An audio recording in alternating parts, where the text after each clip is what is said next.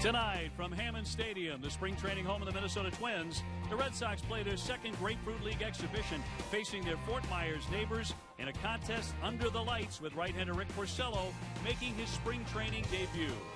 Hi, everybody. Welcome to Florida. Dave O'Brien, delighted to be joined by the Hall of Famer for the Boston Red Sox, Jerry Remy. Remdog, it's Rick Porcello on the mound tonight. Last year at the tail end of the season, after a very rough campaign, he appeared to turn things around. Would you agree with that? Oh, I agree 100%, Dave. You know, he looks like a pitcher that lost his way in the first half of the season. He came out, started with sinkers, which has been his bread and butter throughout his whole career. It didn't work for him. Then he went to these cross-seam fastballs, these straight fastballs. He started launching balls out of the ballpark. And then toward the end of the season, he got back to the sinker, and that's exactly where the Red Sox want him. One way you'll know if Porcello's pitching well, he'll keep his infielders busy all game long. All those ground balls. He had that 13th strikeout game against the New York Yankees as well, which really seemed to indicate he had turned things around. Garen Austin will be joining us as well. We'll have the first pitch in the lineups coming up in just a moment.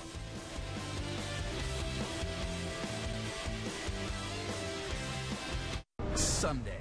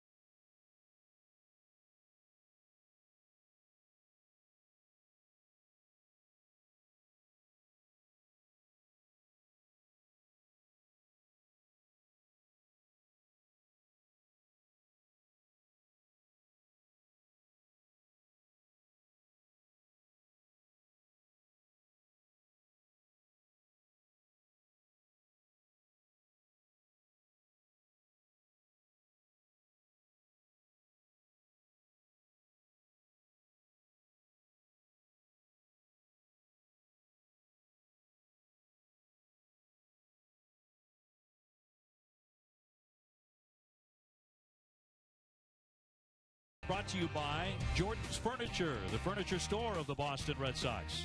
And by Ace Ticket. Visit Ace Ticket or call 1-800-MY-SEATS.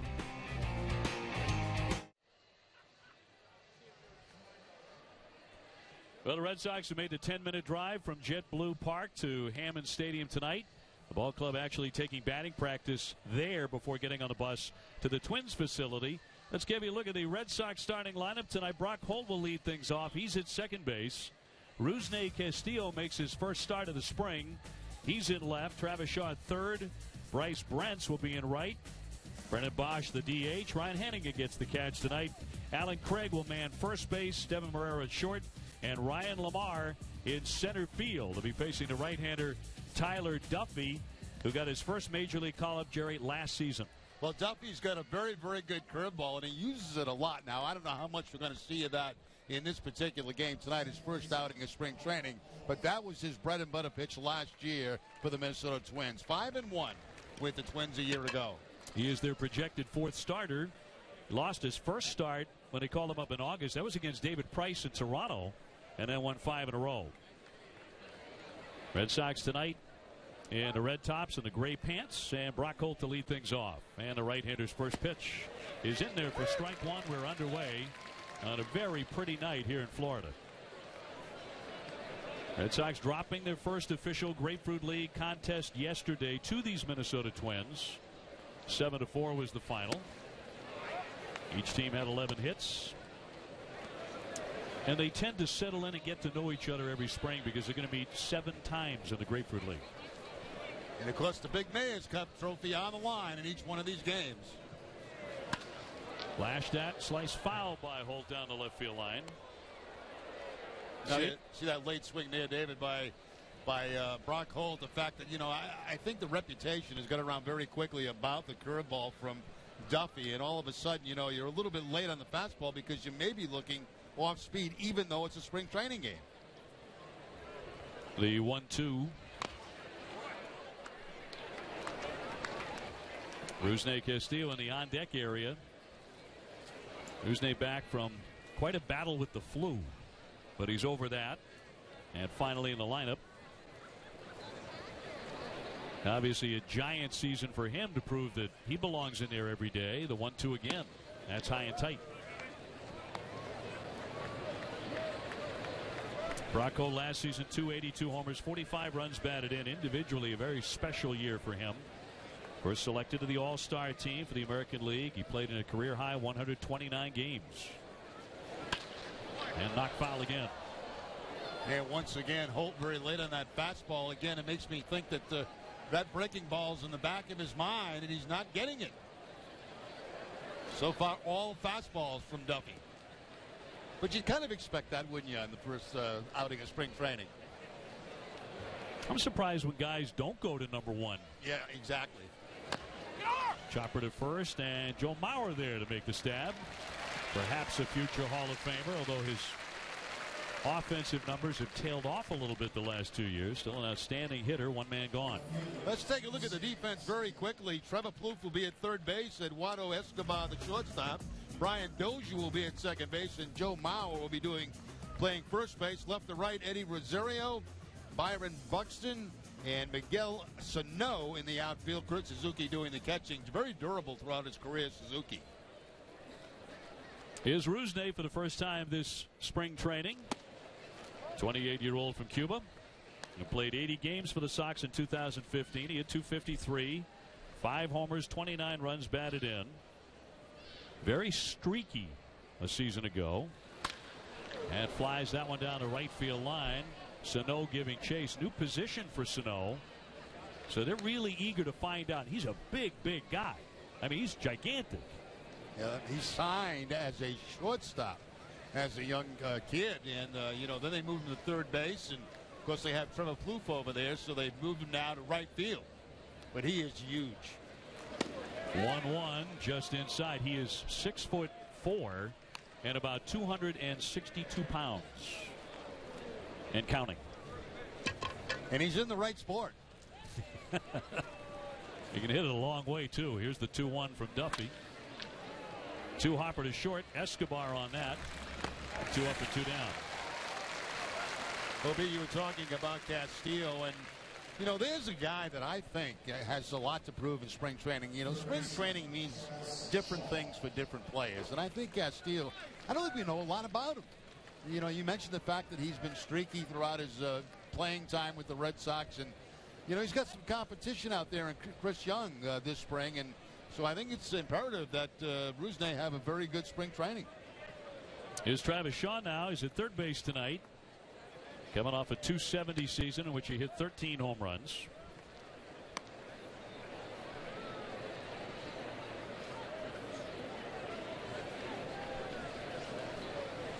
The 1-0 from Duffy.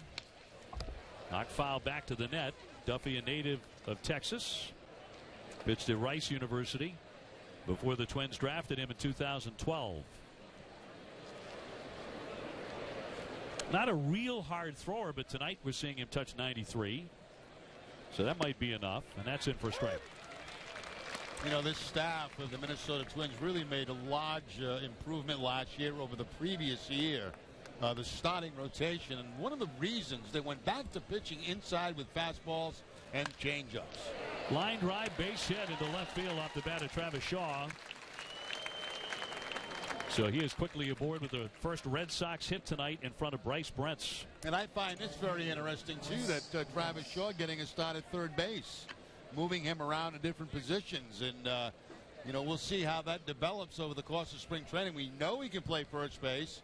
What's he going to be like as a third baseman? Red Sox went 32 and 23 when he was in the lineup, regardless of which position he was at. Here's Brentz, who's in right field tonight. He belted a long home run in the Sox bullpen on Monday. He swings hard. He said, I'm going to take my 2-0 hacks like I'm trying to hit it 9 miles. And that's what you should do if you got that kind of power. And you have that count. There was one right there. 1-1 to count.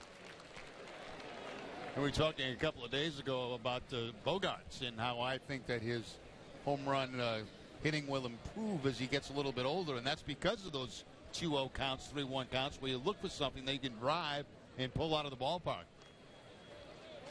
1-1, fouled straight back into the net. Brennan Bosch would hit next.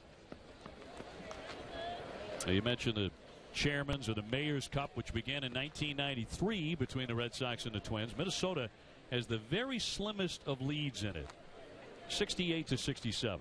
Now they're all big. They're all huge. They are really, really a big deal. Huge. Huge. 1-2 outside. Here's that breaking ball we were talking about earlier. He's got a good one, and he'll throw it from different angles. He'll throw it at different speeds. This one just missing the outside part of the plate. Good job by Brents to lay off that. Shaw getting his lead at first base, 2 down, and the 2-2 is into the dirt, stopped by the veteran catcher. I was looking at the all-time regular season between the Red Sox and the Twins. This goes back to 1961. You realize the Red Sox have won 303 games head-to-head against Minnesota, and the Twins have won 300 games. That's amazing. Very tight baseball between these two clubs throughout the years, obviously. 3-2 popped him up, a drifting foul back out of play. And it hasn't been the easiest place to play the Minnesota Twins when they were at the Metrodome in Minnesota. They were very, very difficult to play there. Yeah, on that carpet. Yeah, and some good teams. Yep. Back in the Kirby Puckett days. Of course, they're managed by the great Paul Molitor. Only had 3,300 career hits. Another one fouled back out of play. You played against Molly. A tremendous competitor. I played the game the right way all the time. Played hard, could hit, could run, could play defense. Just a terrific player. Very, very smart player, too. Had a chance to speak with him briefly today behind the batting cage while they were taking batting practice here. Did a heck of a job last year with his Twins team. Yes, he did. Runner goes, and it's in there for strike 3. Brent's frozen in the box, and Duffy strikes him out and pitches around the base hit. So that's all for the Sox. We go to the bottom of the first. No score. Red Sox and the Twins.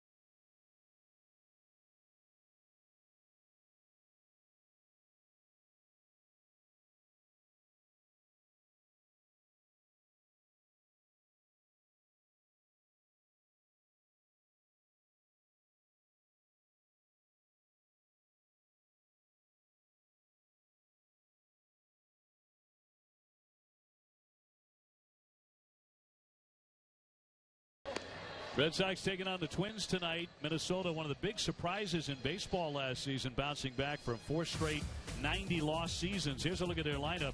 They got some pop in there. Brian Dozier at second base. Eddie Rosario in left. Joe Mauer at first. Miguel Sano, the big right fielder, followed by Trevor Plouffe at third. Young Ho Park is the DH, their major signing from South Korea. Escobar's at short, Kurt Suzuki to catcher, and Byron Buxton, a 5-tool talent in center, up against Rick Porcello, who went 9-15 last season, Remdog. Yeah, Rick, he off to a bad start last season. They changed things up. He went to more cross-seam fastballs, did not have success. And then toward the end of the season, when he pitched better, got back to that two-seamer to get ground ball outs. 6'5", 200 pounds, 26 years old, out of Morristown, New Jersey. And he drills in a strike on Dozier. He batted .236 last season, hit 28 home runs. This is a big swing and miss lineup, but when they connect, they can do a lot of damage. Punch to right along the line. It's going to be a fair ball, skipping past Brents into the corner. That's going to roll up against the fence. Dozier heading on his way to third. He wants 3 bases. And the throw, it's going to be close. He's out. The Red Sox cut him down at third base. Dozier sprawling headlong into the bag, but out at third. Brents came up. He has a strong arm and showed it off there. Yeah, he really does. And it's not good base running at all by the Minnesota Twins. And Dozier, there's that throw by Brents coming back in. And no cutoff man. I don't know where the cutoff man was. He was not in position. And you can see clearly that they got him at third base. But, leading off a ball game like that, you get a cinch double, you take the double. You don't try to stretch it into 3 unless you can make it standing up.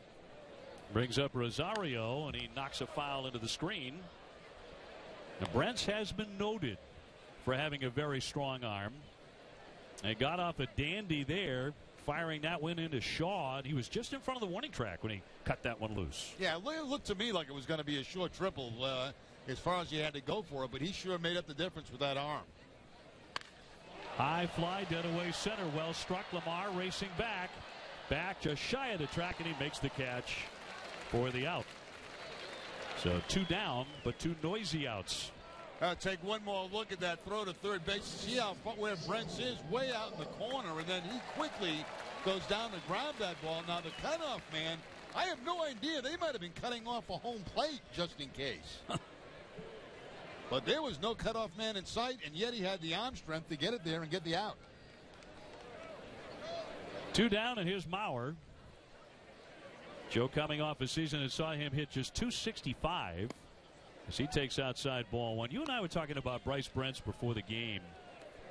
And you remember a couple of years ago, 2013, the story about how he was cleaning a gun and he accidentally shot himself in the leg as that one is lifted foul down the left field line. The bullet passed right through his leg. He's been able to make, obviously, a full recovery from that. But what a scary episode that was. I remember that a couple of years ago, and yeah, everybody was stunned when that happened. And, of course, Brent's included. And, he's made a nice comeback for himself since that. The 1-1 to Mauer, just a little bit low. And hopefully not cleaning guns anymore. Yes. Mauer is going to be 33 on the 19th of April. Still the face of the Minnesota Twins now in his 13th year. Porcello's 2-1 downstairs again. Been a couple of balls that have been hit pretty hard off Porcello here in the first inning. You can see him right now trying to change the eye level, trying to go back down in that zone, down and out of the zone to try to get a ground ball. No score in the bottom of the first inning. And the 3-1. Fly to center field, and an easier play for Lamar here. And waits beneath that for out number 3. So in the end, Porcello faces only 3 men in his first outing of the spring. No score after 1. With a surround.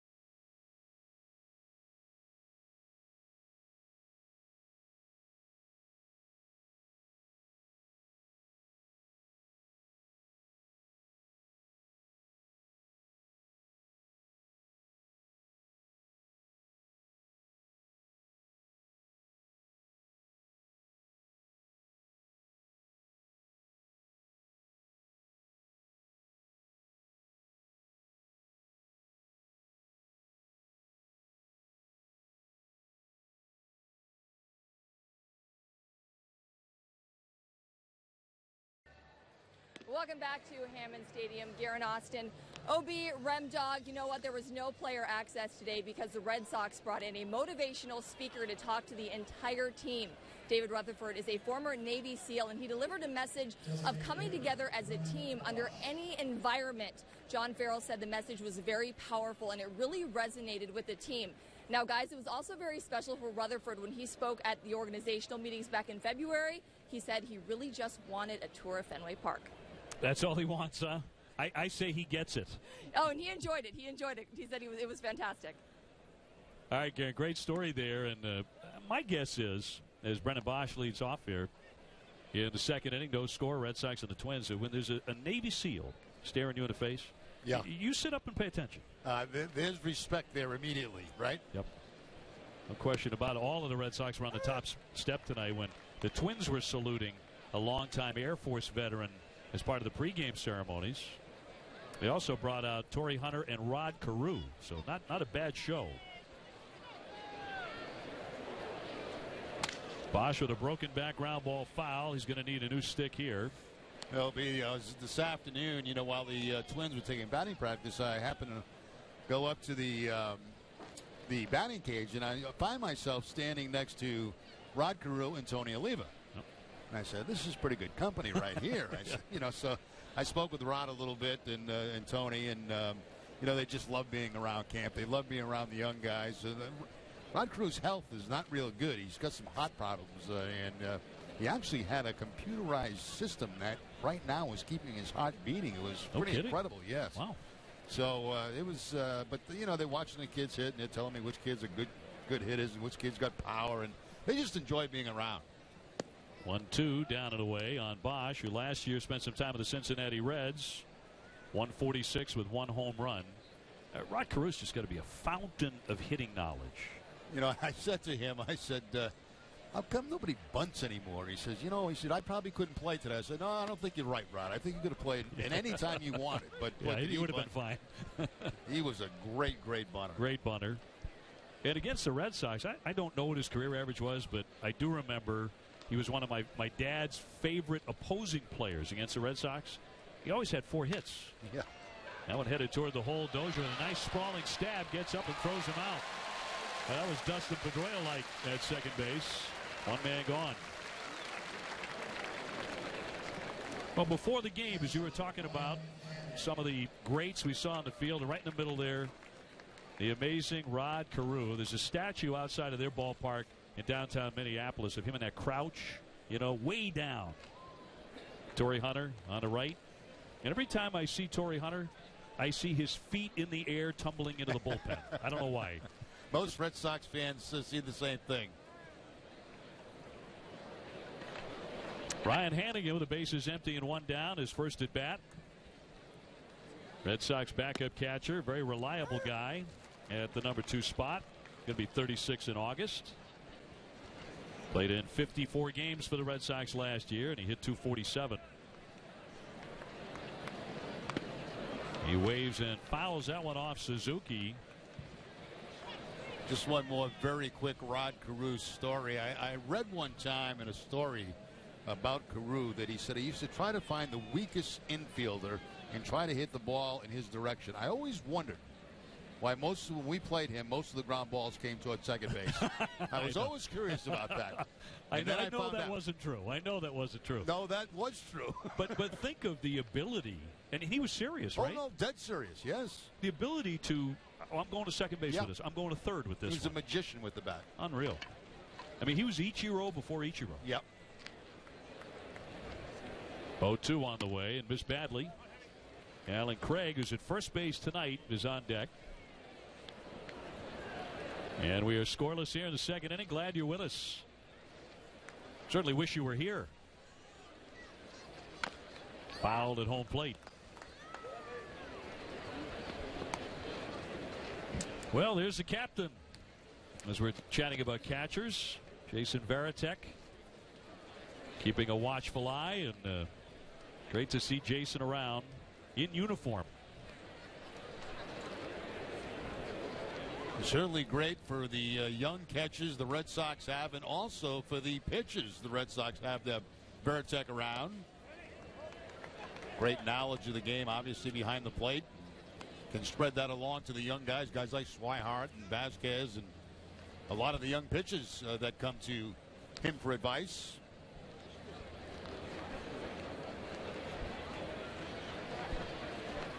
Man who knows how to catch a no-hitter. 2-2 up top. And again, a guy with a good eye. He was actually traded twice in one day in 2014, from the Rays to the Padres, and then later that same day from San Diego to the Red Sox. As he takes ball 4, and that was in exchange for Will Middlebrooks. And he becomes the second Red Sox base runner here in the early going, in front of Alan Craig. Some camp notes, by the way. Left-hander Eduardo Rodriguez, who injured his right knee Saturday, threw on a backfield yesterday.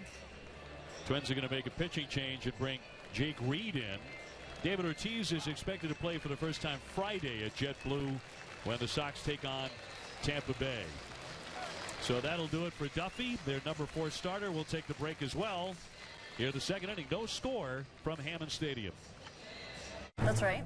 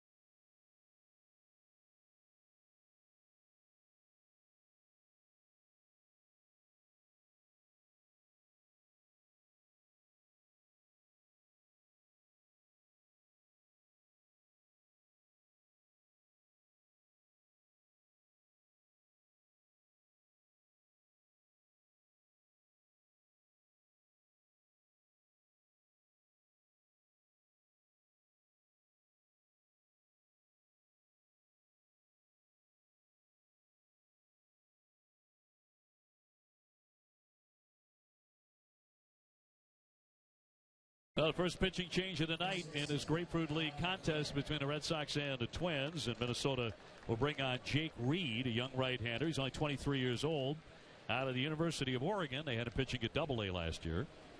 And we should see 6 or 7 Twins hurlers tonight.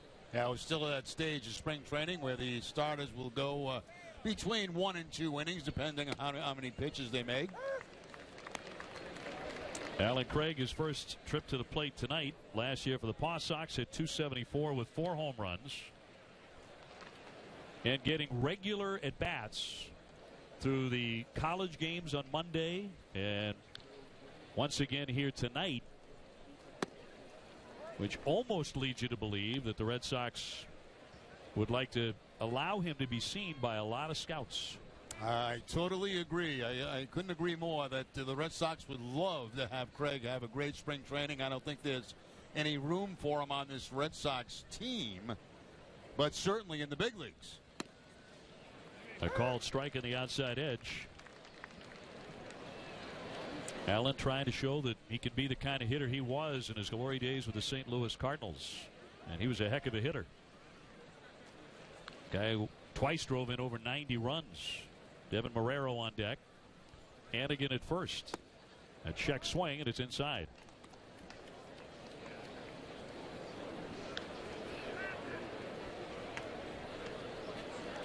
Just to finish up on the camp notes, David Price is slated to throw in a simulated game on Saturday at Fort Myers. Instead of making a 2-hour trip to Tampa when the Red Sox face the Yankees.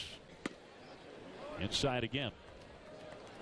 You made a great point about why the Red Sox, John Farrell and David Price, are going to kind of ease in for his first start. Well, I think, the last 4 or 5 years, Price has thrown an awful lot of innings at the major league level and postseason. And I honestly believe that they're going to take it really slow with him. 3-2 double play ball. Escobar to Dozier. That's one. And they turn two. Yes, you want Mr. Price fresh for opening day. And ready to rock and roll as the ace. Middle of the second, no score.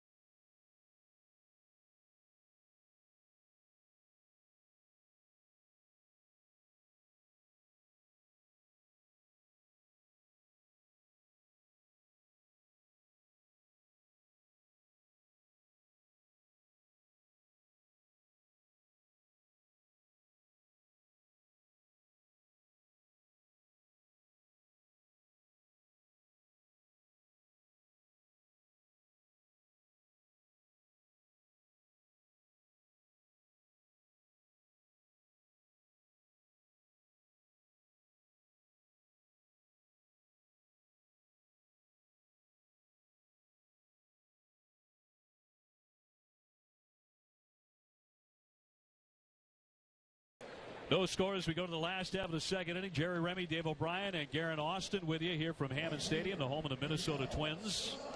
You mentioned what a big surprise the Twins were last season. They went 83-79 after 4 straight seasons of 90 or more losses, and they were not officially eliminated from the wild card race until October 3rd in the 161st game. And this is a guy they're really counting on, as Porcello will take on Miguel Sano, Trevor Plouffe, and Byung-Ho Park. This young kid converted, as Jerry said, from third base to right field. Made his major league debut last year. He's only 22. And belted 18 home runs in just 279 at-bats. He takes a cut. High deep drive right center field sailing. Lamar giving chase, headed for the wall, and it's off the wall. Sano on second base, and the throw won't get him. He's got himself a double and narrowly missed a home run. Well, Porcello can't be happy with himself. You know, a lot of the baseballs that have been hit so far off him have been fly balls, and this one very deep to the opposite field, to right center field.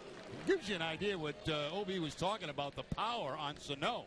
I mean, he hits this thing a long way, a ton towards center field for the leadoff double here in the second inning. That's a big, big man right there.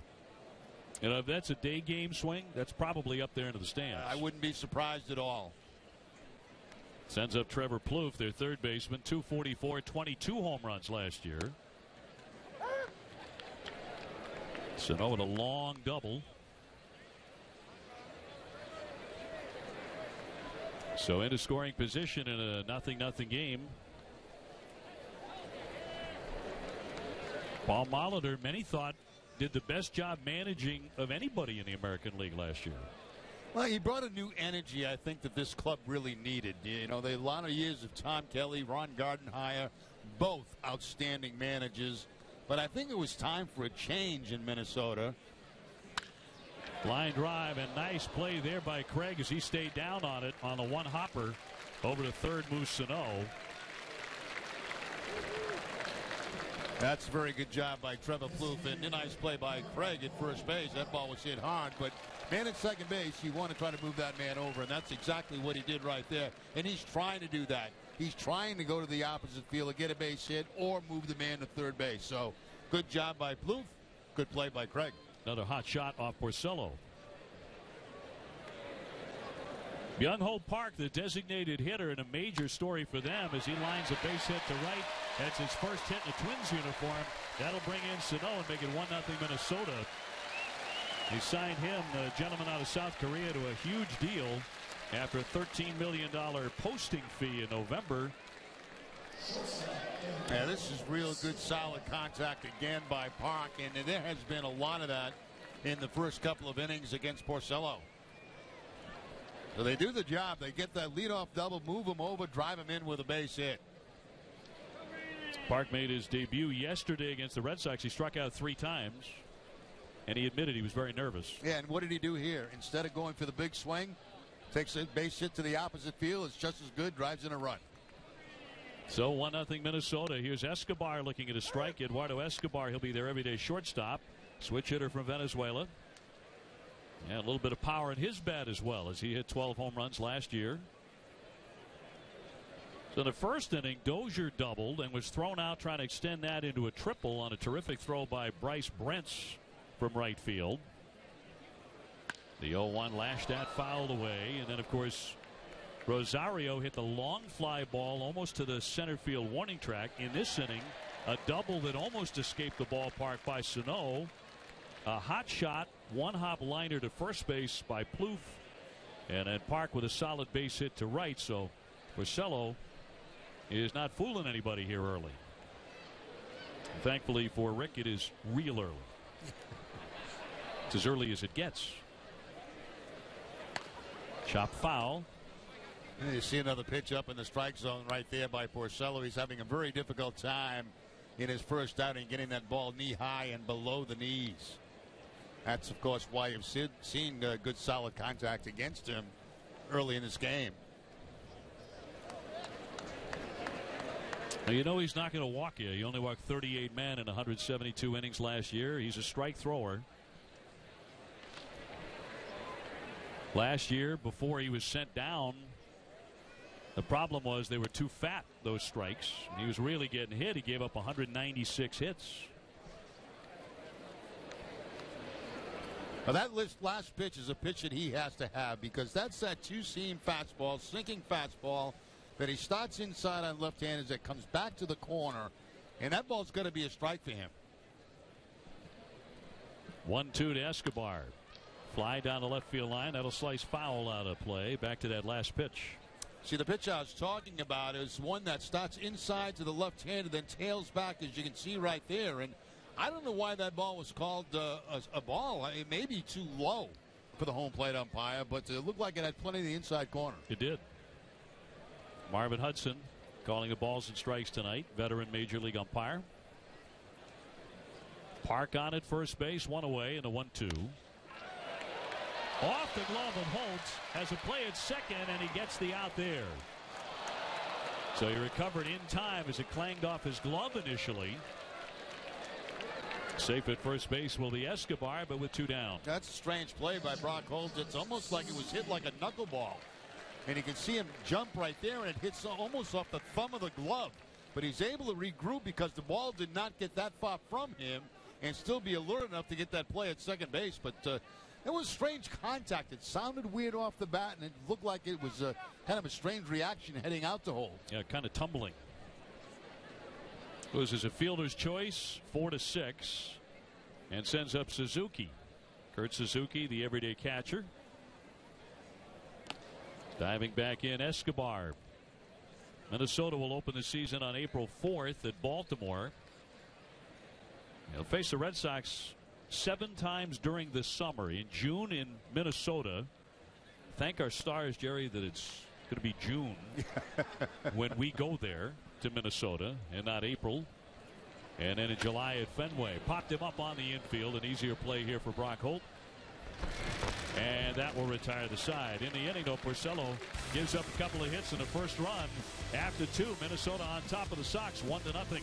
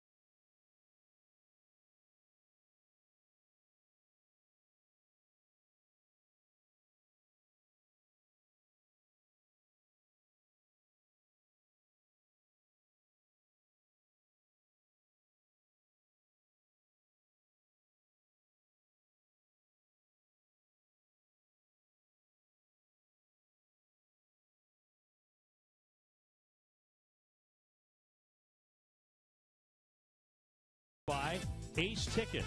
Ace Ticket is Boston's trusted source for Red Sox, Bruins, and Celtics tickets. Visit Ace Ticket or call 1-800-MY-SEATS to treat someone special to a game now.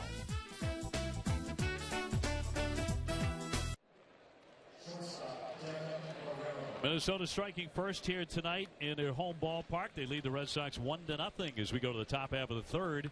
Boston Globe's Alex Spear will be joining us in the bottom of the inning. And another pitching change now from Minnesota. Ricky Nolasco, one of their starters, a right-hander. Kind of a herky-jerky delivery. And taking on Devin Marrero and missing outside ball one. He went 5-2 with a 6.75 ERA last year. He was beat up. Had some injuries and elbow irritation, so he didn't play much. And that's down and away. I'd have to say at this point of spring training, they got him ticketed for the bullpen, but anything is possible. He could find his way back into the starting rotation. 2-0 pitch, a little looper toward right, dropping quickly. It'll fall in for a base hit. So Devin Marrero aboard to lead off the third inning in front of Ryan Lamar, who's been pretty busy out there in center field tonight.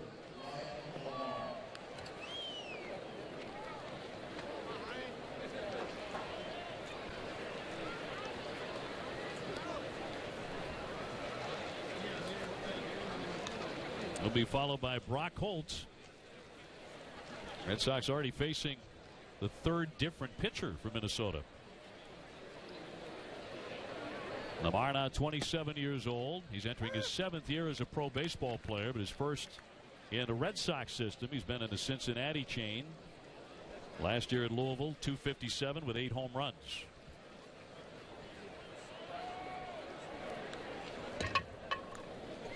Matt Barnes is up in the Red Sox bullpen. It's interesting, OB. You know, you talk about 7 years in the minor leagues and still playing. I think that's one thing that's changed quite a bit in baseball. Guys hanging around a lot longer in the minor leagues than they used to, and I think probably because they get paid a little bit better to play the game at the minor league level.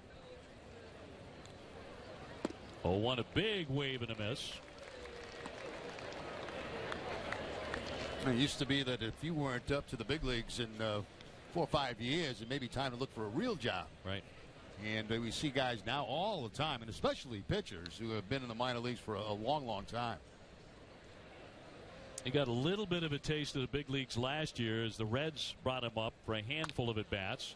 Chopper to first, snagged by Maurer, gets the out at first, down to second. Going to need a tag, and he's safe. So the force play erased because Maurer stepped on the base at first to get that opening out. Did not get the runner, Marrero, down at second base, so he slid in safe. Yeah, he certainly makes the right play. He's right on the back, so you might as well tag it. The problem is he tries to throw it over the head of Marrero, and that's what caused that to be a little bit late at second base. But Maurer, very good first baseman, very good defensive first baseman, and that time the runner was just in his way, had to throw it high, and Marrero gets in safely in scoring position. So the Red Sox with a man at second. Brock Holt with an RBI chance here. With one man out, he grounded to first his first trip tonight, 0 for 1. And he'll take a ball high and wide.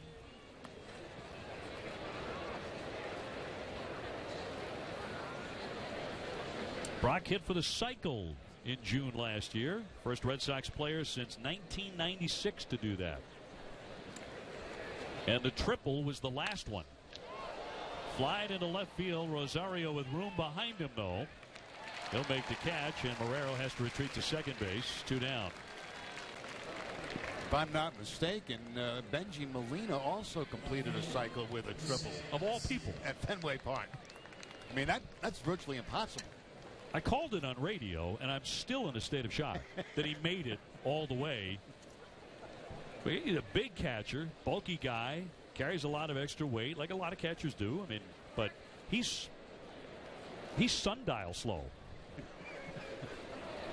Here's Rusney. Castillo 0 for 1. He's grounded out to short. Brock Holt, you can see hitting for the cycle again one day, because he can run. Saved that toughest one for last, though, the triple. He did.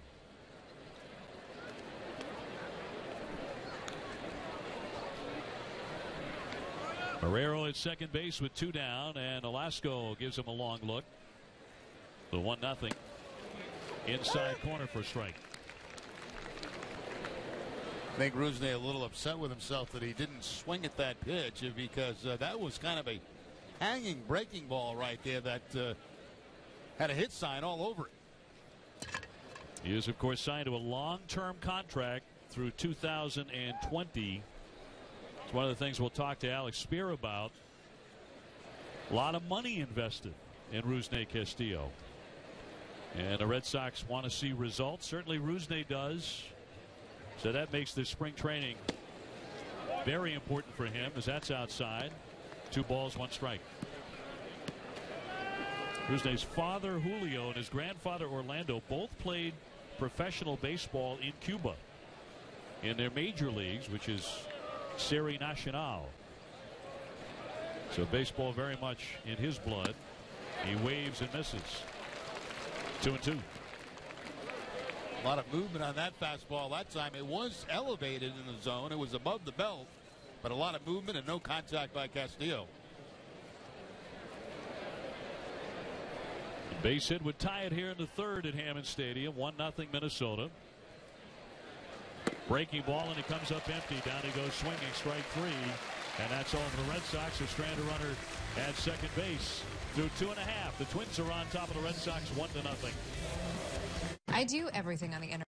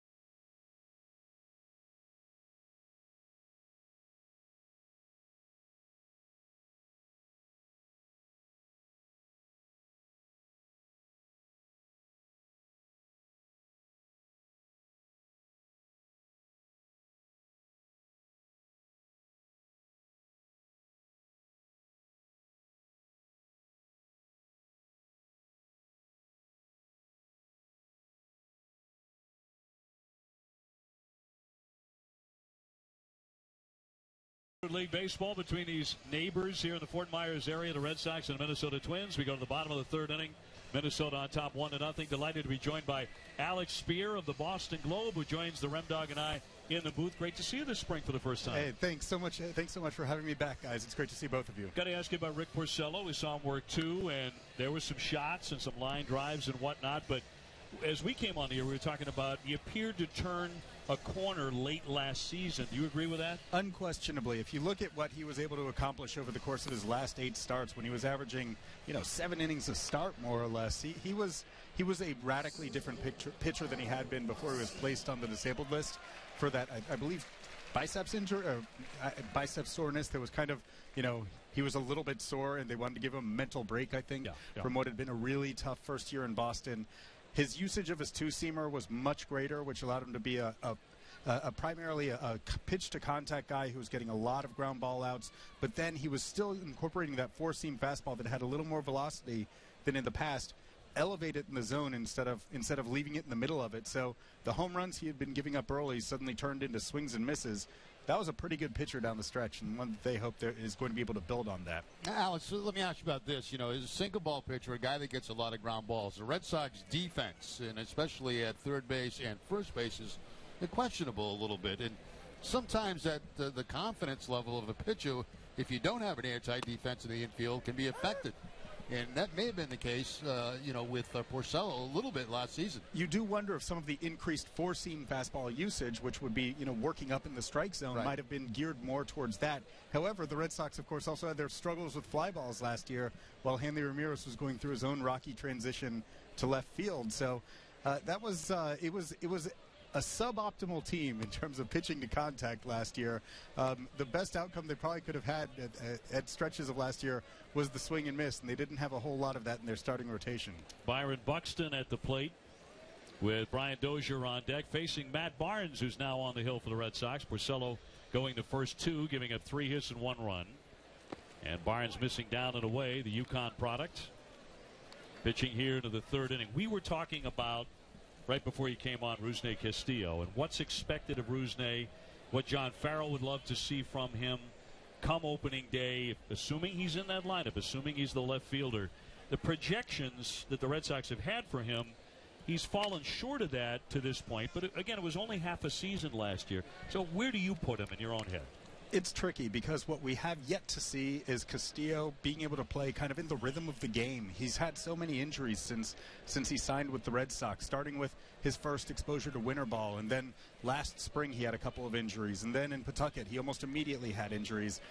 He hasn't been able to be on the field to be a consistent performer for any stretch really since signing with the Red Sox.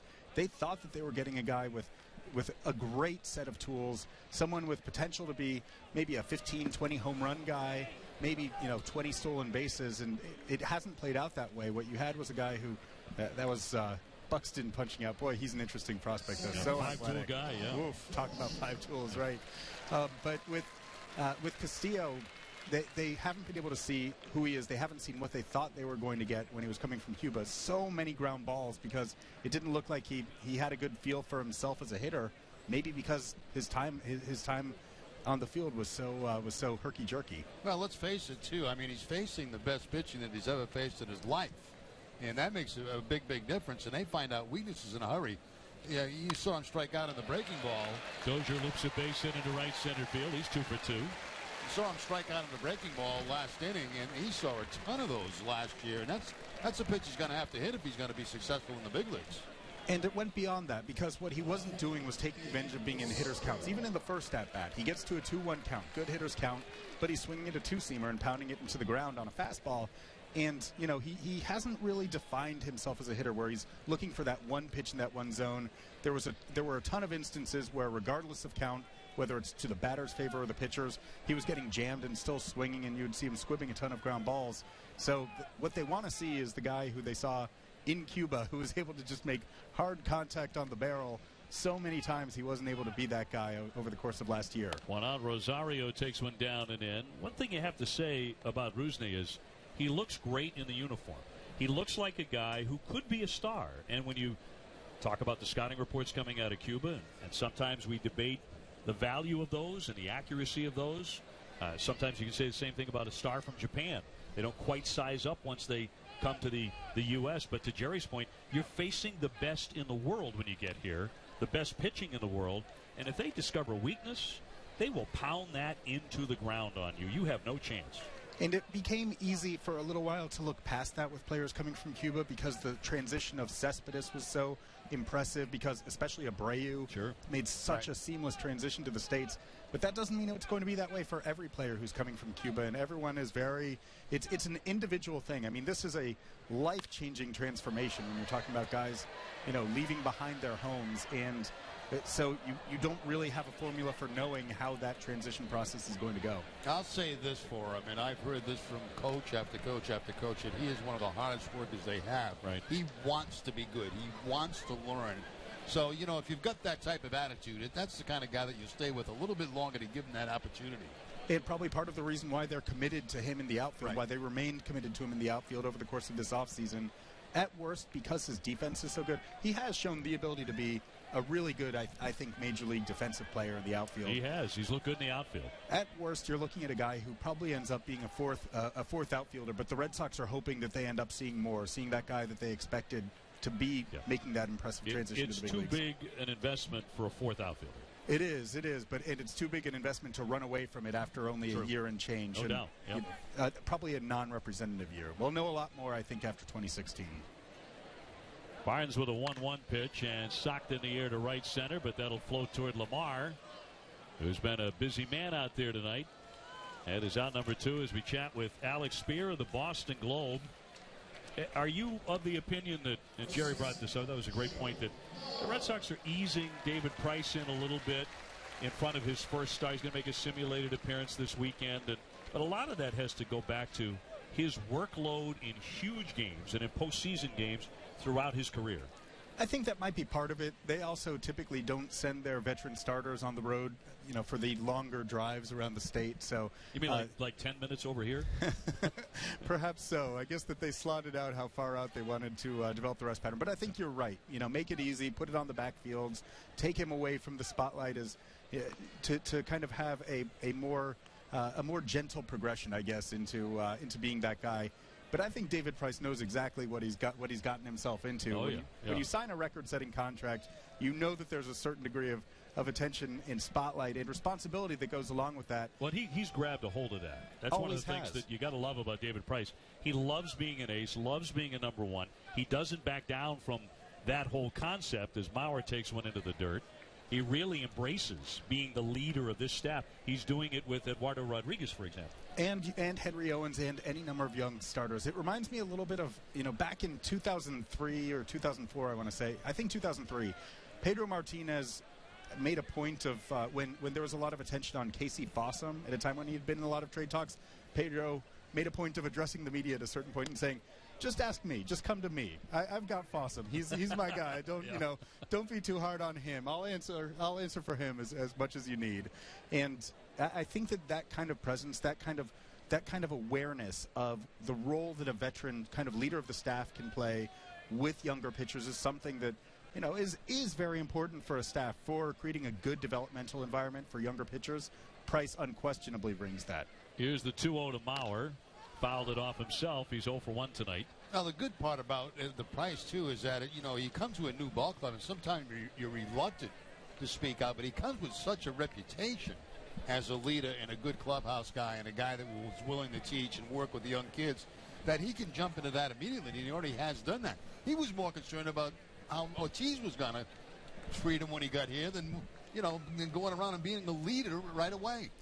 He seems authentic. He doesn't really try to impose his personality to say, I'm supposed to be this role, I'm going to act in this way. And he just wants to be himself. He's been through a couple of transitions in the last year and a half, and I think that eases the way in his comfort level with the idea that he's coming new to the Red Sox. I think that was a plus in his favor, really. The fact that he had been traded from the Rays to the Tigers to the Blue Jays and had fit in so immediately. You hear Marcus Stroman just rave about him based on only a couple months with him in Toronto. That's impressive. Good off-speed pitch there by Matt Barnes. A swing and a miss by Mauer. And a count 2-2. What were the chances he wasn't going to get a giant bear hug from David Ortiz? There was 0. I think that sounds about right. Yeah, they both have so much. They both have such good common sense about what's important to teams, and they both care about teams and understand what it means to have team cohesion. 2 down, a runner at first, and the 2-2. Now a full count on Mauer. When you look back at that whole situation, to me it was kind of silly in the first place because, Price got upset because Ortiz showed him up on a home run, and which David has done to many, many guys throughout his career. To Price's credit, when he did retaliate against David, it was down around the thigh. Mm-hmm. You don't want something up around the head. It was down around the thigh, so he retaliated in his own way, and it was the proper way.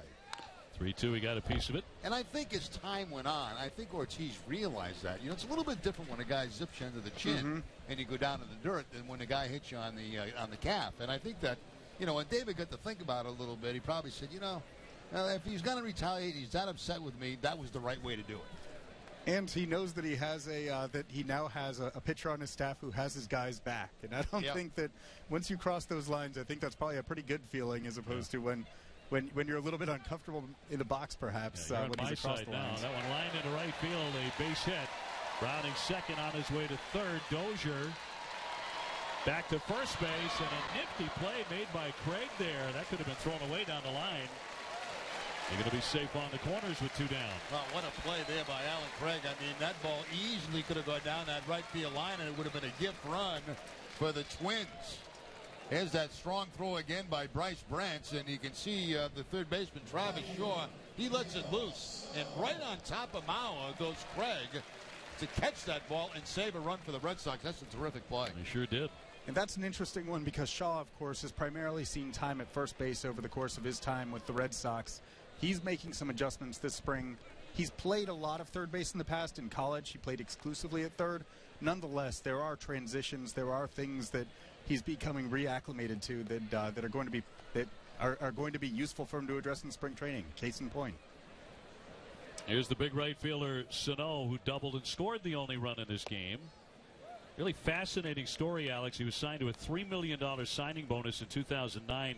But his visa was not approved by the U.S. consulate in the Dominican until he was subjected to a bone scan that proved he was actually between the ages of 16 and 17. There's actually an unbelievable documentary about Sano's controversial entry into professional baseball that was, I believe the producer of it was none other than Bobby Valentine. Yes, yes. But he was subject to as much scrutiny and as much scrutiny and attention as any prominent bonus baby coming out of the Dominican has been in recent years. But boy, he seems like he's the goods since he arrived in the majors. There aren't a lot of guys who hit the ball harder than him. Or it takes a bigger swing. Breaking ball that time to get the swing and miss. And we saw what he did with the fastball back in the first inning when he hit that, the second inning when he hit that double. Very deep out there to right center field. First and third for Minnesota, threatening for more here. On top 1-0 over the Red Sox. As we talk with Alex Spear of the Boston Globe tonight from Hammond Stadium. Barnes trying to get out of it. Gets a cut and a miss, and down he goes for strike 3. Alex, always a pleasure. We look forward to many more. Thanks for joining us. Thanks so much for having me on, guys. Good to see you. Great stuff. 1-0. Minnesota in front. Red Sox coming up to bat here at Hammond. You don't need a smartphone to figure out most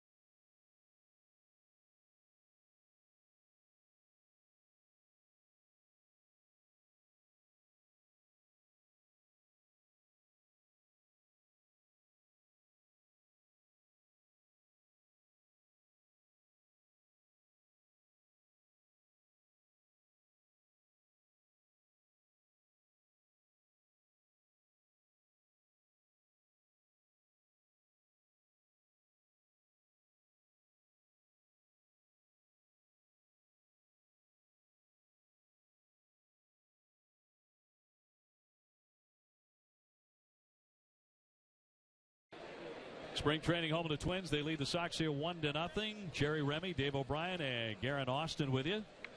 Red Sox will bring up Travis Shaw, Bryce Brentz, and then Brennan Bosch here. So that's 3, 4, and 5.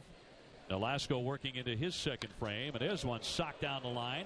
Drilled into the corner, but that one pulled too much, a foul. Although Shaw was all over it, he is 1 for 1 with a base hit tonight. Didn't like his swing. Well, it impressed me last year when he came up. I didn't know a lot about Travis Shaw except, what I saw in spring training. And, he impressed me with his power to all fields. Be able to go to the opposite field for home runs, pull the ball for home runs. He was raised in major league clubhouses. His dad, Jeff, a longtime big league pitcher for 12 years. So he was the little rug rat getting in everybody's locker.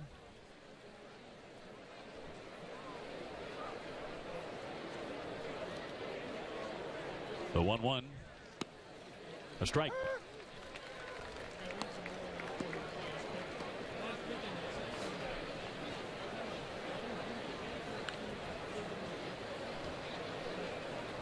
Brents will be next. And that one drilled foul right up against the railing of the Red Sox dugout. Travis says this is a true story now. He was born in April of 1990, and within hours, his dad, Jeff, who was just days away from his major league debut with Cleveland, he got a call from his agent, a guy named Joe Bick, and he said, Jeff, you have just become the father of my 2008 draft pick. And Bick said, I'm going to be his agent, too. And that's exactly what happened. Travis was drafted by the Red Sox in 2008 out of high school in Ohio, and he signed with Bick. Unbelievable. Now, he went to Kent State first, but then eventually the Red Sox drafted him again, and he signed that contract. Probably got more money, too, after going to college, right? He did, after a really nice college career. 2-2. There's a pitch Nolasco wanted right there. Again, that two-seam fastball that moves the lefty back. Try to pick up the corner, just missed. The veteran Nolasco. Line drive toward the alley. That's into the gap in right center. Sano over to cut it off. Travis wanting two. And Shaw will slide in with a double. He's 2 for 2 tonight. Well, that's nice hitting right there by Travis Shaw. He took a breaking ball that was down and goes down with it and able to put on a line into the gap. Very nice piece of hitting here by Travis Shaw. He was way out ahead of the pitch early in the at-bat, pulling a long foul ball. Then you see this pitch down in the zone, actually down below the knees, and he goes right down with it. Head-on contact and drives the ball in the gap for the two-base hit. Nice hitting by Travis Shaw. Brings up Bryce Brants, who struck out looking in the first inning. 1-0 Minnesota here in the fourth. And a called strike.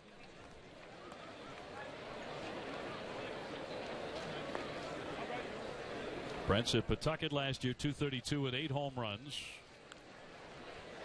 Made a really fine chuck from just inside the warning track early in this contest.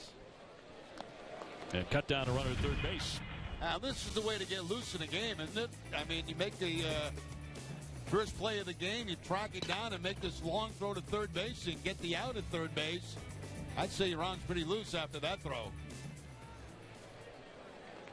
Sox with an opportunity to tie again. They've left a couple of men on base here in the early frames. Brennan Bosch will be next. We're talking about the Red Sox rotation. We saw Rick Porcello, who will be a member of that earlier tonight. He went 2 innings. Naturally, David Price will be the opening day man in Cleveland. Clay Buchholz, Eduardo Rodriguez, assuming that knee bounces back 100%. Rick Porcello and Joe Kelly has the inside edge on that 5th spot. Although still perhaps a fight for that. At number 5 position, a 3-1. A strike. Now, when you think over the course of a season, very rarely, it hardly almost never happens. It has with the Red Sox just once where you use the same starting rotation all season long, and that is very rare. So you've got to have guys like Stephen Wright around. You've got to have guys like Henry Owens. You know, guys that you can call on and have confidence that they can pitch at the big league level. Payoff pitch fouled back. You're right, it almost never happens. It felt like with those Atlanta teams with Smoltz, Maddox, and Glavine that it happened every year. And there were years where none of those guys missed any starts. Yep. But it's so unusual. You better have pitching depth.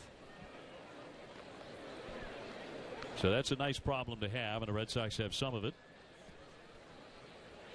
3-2 again. He spoiled that one. That's always interesting, Dave. In spring training, we talk so much about, well, what's the roster going to look like on opening day? But the fact is, what's it going to look like a week after opening day? And it seems to always change, right? Yeah. Something happens in the first couple of days. You got to move here and move there. And by the time you hit the second week of the season, you probably had 4 or 5 transactions already. Second week of the season, and how about like May 30th? You know, Yep. What do you look like then compared to what you were supposed to be in spring training?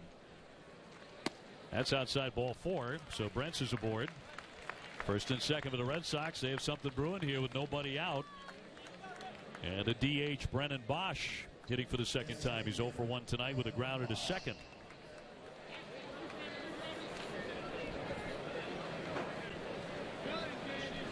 So a scoring chance against Nolasco. Red Sox do have activity in the bullpen down the right field line. Twins have a left-hander throwing in their pen.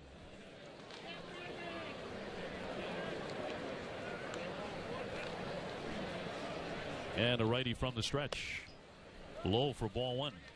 I think tonight's a great example of, we talked about this, the difference for players in spring training. Guys that you know are going to be at the major league level, know their position. They can kind of glide through spring training at their own pace to get ready for the season, as opposed to rocketed to right field. Sano backing up, and it's over his head.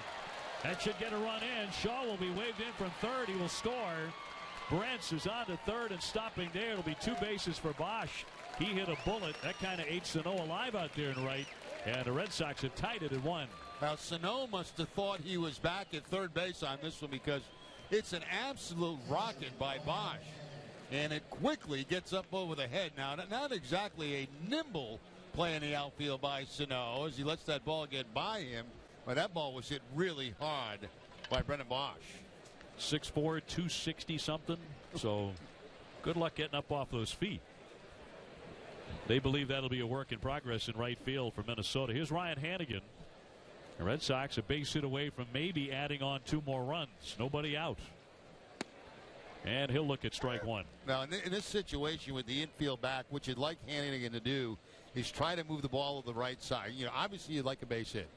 But if you can move the ball to the right side with the infield back, you bring in a run and you move that man to third with less than 2 outs. Situational hitting. The 0-1 waved at and missed, and it was an area where early in the season last year, when the Red Sox offense was really faltering, they did not do a good job with. Right. And Chili Davis was really adamant about changing that going into this season. I thought the 2013 Red Sox were exceptionally good at that. Less than 2 outs, moving that guy over. Let the guy behind you drive him in, up the middle. That'll bring in a run. Escobar on to first. The run scores, and the Red Sox are in front as Bryce Brentz touches home, and Bosch is over to third base. Now, there's a good job by Hanigan. That's exactly what we were talking about. Now, the ball wasn't to the right side, but it was to a position where you could move 2 guys up. They had the infield back, so you hit the ground ball. The runner at second base, Bosch, reads it to his left. He can go to third base without a problem. They can't get the man at home, so Hanigan gets the job done. Now you get a man at third base with 1 out. Now they've got to bring the infield in. Good job by Hanigan. And he picks up the RBI to put the Sox in front 2-1. Here's Alan Craig. He hit into a double play, 6-4-3 in the second inning. A strike. Craig made a very nimble play over there at first base to save a possible throwing error for Travis Shaw defensively in the last inning. Kind of tumbled over Joe Mauer. Those two shared a laugh. I think Mauer said something like, "I had no idea you could jump like that." And veterans give each other the business because they can. Young guys keep their mouths shut, right? They better.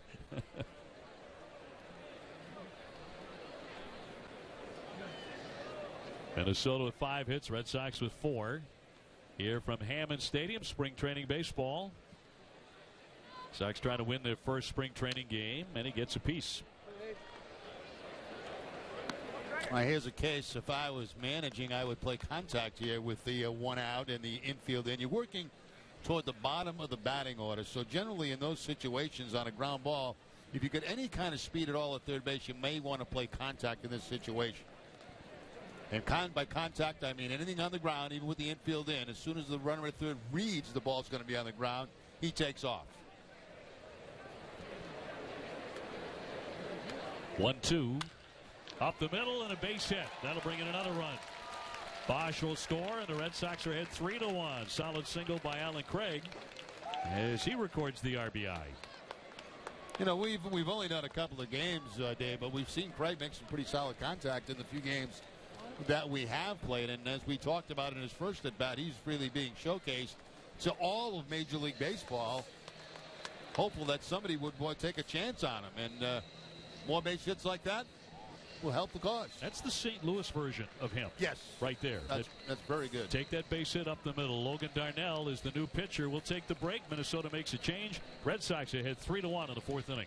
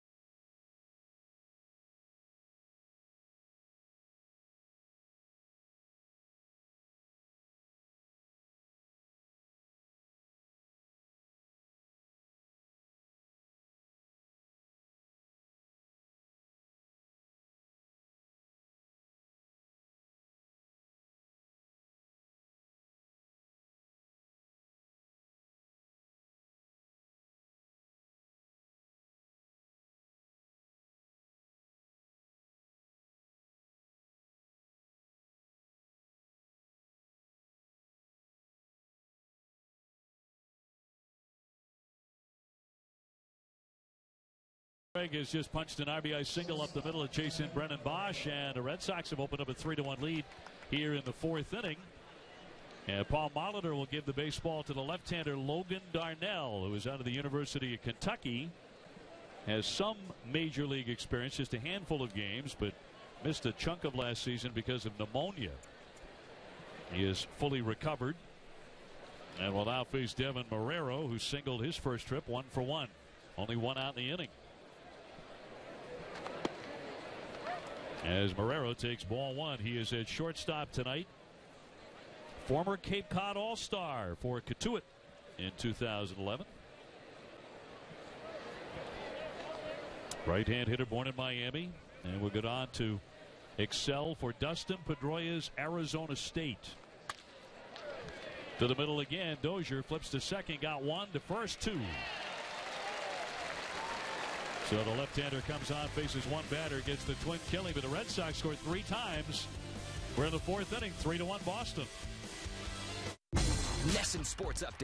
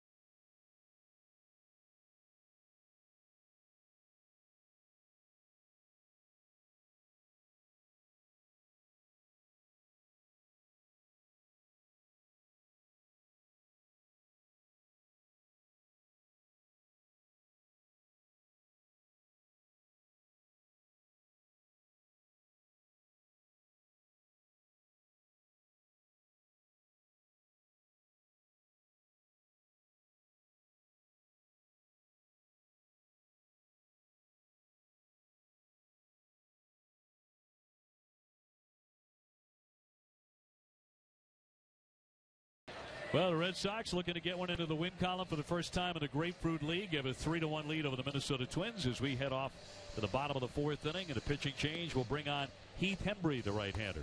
Making his second appearance of the spring. He made one against Northeastern.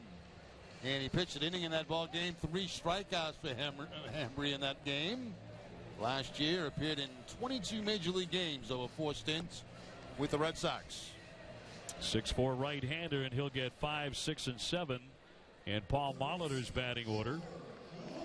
Paul Molitor getting a lot of praise for a Twins team that may have overachieved last year, hanging in that wild card race until the very end, but they are expecting to be in contention again this year. Yeah, the one problem, well, they 2 problems they have are the Kansas City Royals and the Detroit Tigers in that same division. Yeah, especially the Kansas City team. That's rather problematic to have the World Series champion right in your division.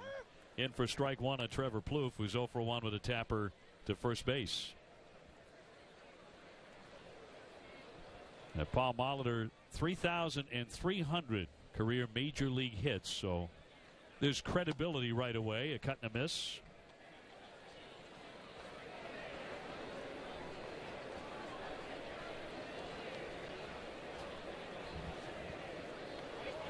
He's a legend there in Minnesota.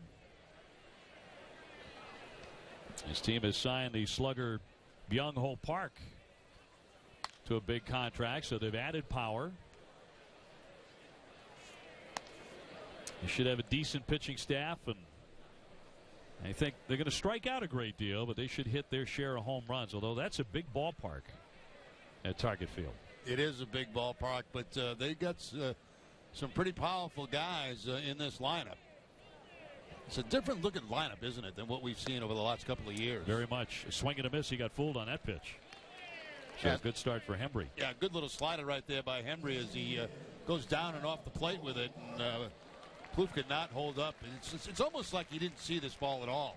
You see where Hannigan set up away, and then it's either a little cut fastball or a slider right there that gets the swing and miss. Kind of a half-hearted swing.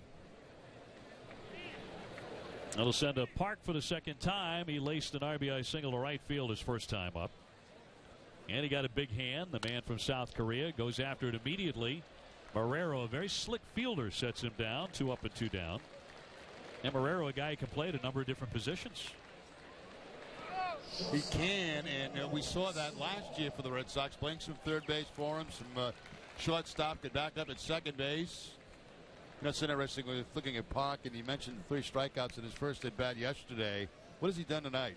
I think he swung at the first pitch twice. Yeah. Right? I'm not going to strike out tonight. Funny how those 3 Ks in the book. Oh, they'll make you swing early in the count. You don't want to be down 0-2 after that, but they think he's going to hit a lot of home runs. He hit 53 in the Korean baseball organization last year. Escobar now, he's 0 for 1. Red Sox ahead 3-1. We're in the 4th inning. 2 teams that will see a lot of each other, as they always do in spring training. Just about 6 or 7 miles apart. Line foul out of play. Twins will be visiting Fenway in July for 4 games. And of course, opening day for the Red Sox on the road again at Cleveland on April 4th at 4 o'clock. We'll have it for you right here on NESN. Red Sox will play 3 games in Cleveland after opening day. The next day is an off day, as is traditional, and Sox will also go to Toronto on that trip. 1-2. And the first home game at Fenway Park on the 11th of April against the Baltimore Orioles. Yeah, very tough first homestand for the Red Sox with the Orioles coming in and the Toronto Blue Jays coming to town. Challenging April schedule. Absolutely vital to get off to a good start. The 1-2 pitch swung on and foul tipped in the mid for strike 3. So Hembree breezes through the 4th inning. He gets him in order at the end of 4. It's the Red Sox 3 and the Twins 1. I do everything on the internet, but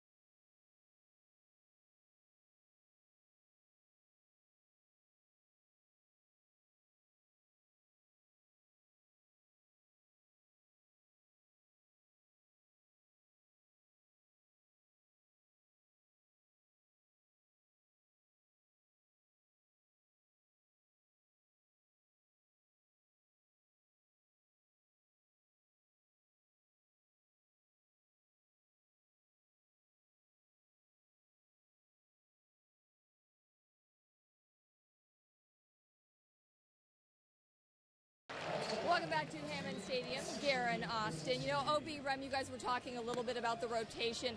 Eduardo Rodriguez spoke to the media yesterday after he threw about 90 feet. He was actually planning on doing that again today. He said that he's not feeling any pain, but there is still swelling, and Farrell said that they're just day-to-day. And you guys had mentioned this also with Alex. I also talked to him about his relationship with David Price, and he said it's been great to have him. He said they are talking all the time. He said they talk about mechanics, they talk about game situations, and that he's really learning a lot from him. That's what David Ortiz said, Gary. He said all the lefties should go up to David Price on day one and say, can we move in with you and just hang with you the entire spring training and soak it all up?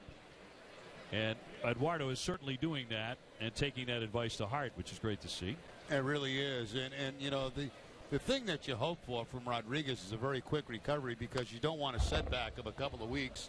Even though it's early in spring training, that's going to set you back to start the season. So the sooner he can get back on the mound, the throw, the better for the Boston Red Sox. Another thing you never see in the regular season is the closer working in the fifth inning.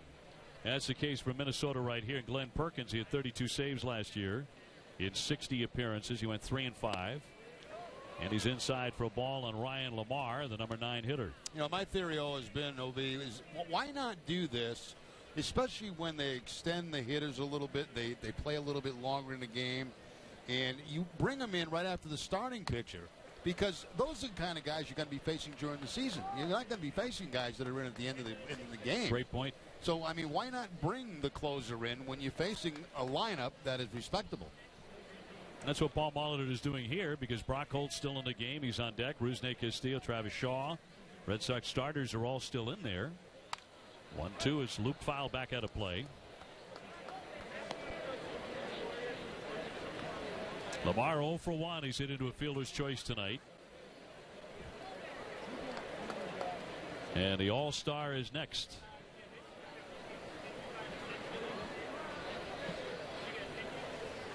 The 1-2 from the left-hander, and in there, strike 3. Caught him looking. One man out.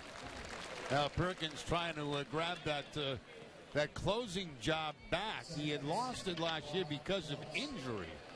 And Kevin Jepson came in and did a very, very nice job for the Twins, picking up, I believe, 15 saves on the year. And, you know, they cost Perkins one of the best in the business when he's got it going on. He has one down for Brock Holt, who has grounded out and flied out tonight. He'll look at ball 1. Brock last season starting games at every position except pitcher and catcher. To the shortstop, a step or two to his right, Escobar, and he'll get him. 2 up, 2 down. Castillo will be next. John Farrell's talked about Brock Holt, his value to this team, and trying to get him as many at-bats as he possibly can. He's talking about, 350, 400 at-bats. That's a lot for a utility man. Yeah, it means a lot of play at second base, at shortstop, maybe at third base, in the outfield, move him anywhere. Castillo cuts and misses. He's 0 for 2. See that first pitch right there to Castillo? What was it, a hard slider down and in? Again, a breaking ball.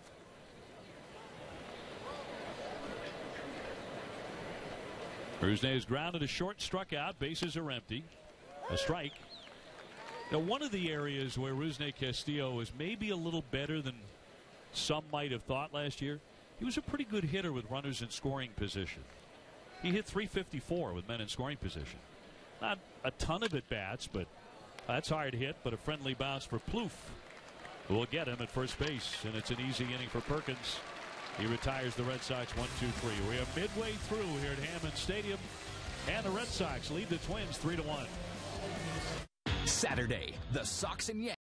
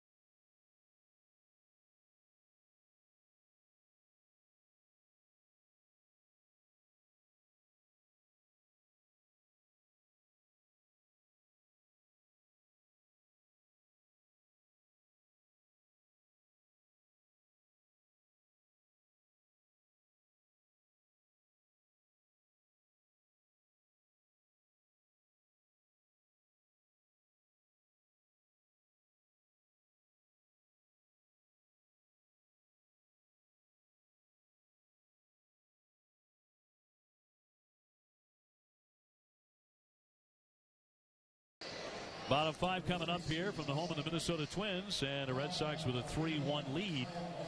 Couple of changes now for Boston. At second base, Brock Holt is out. Josh Rutledge is now in. And Kyle Martin, the tall and lanky 6'7" right-hander, will take over. Yeah, Kyle Martin last year only 27 appearances for AA Portland. A couple of stints on the DL for him. We saw him in the game against Northeastern, went an inning in that ball game, had 3 strikeouts, giving up 1 hit and 1 run in that game. It'll be Kurt Suzuki to lead things off for Minnesota. This second time through the order now. Suzuki and Buxton to be followed by Brian Dozier. Rick Porcello started tonight with the first 2 innings. He gave up a run, 3 hits. Then it was Matt Barnes and Heath Hembree, and now the right-hander Martin out of Austin, Texas. And off the mitt of Hannigan for ball 1. Kyle played for former Red Sox pitcher Calvin Schiraldi at St. Michael's Catholic Academy in Austin.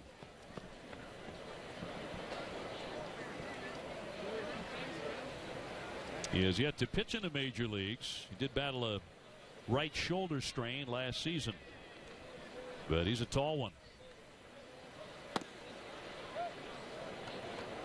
2-0. Last fastball registering about 93 miles an hour by Martin.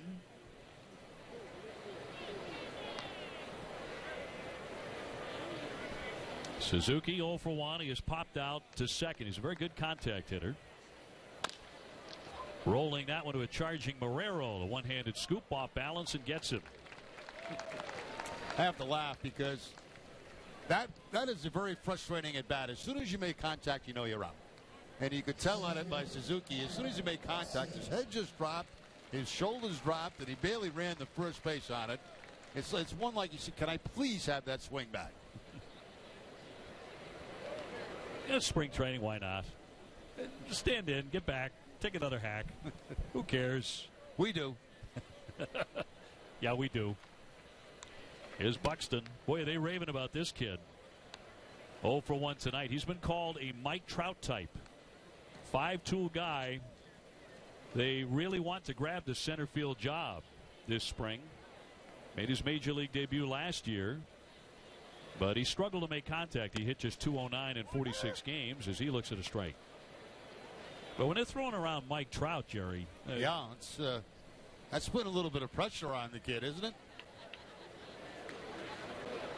MLB.com named him the #1 prospect in all of baseball this year.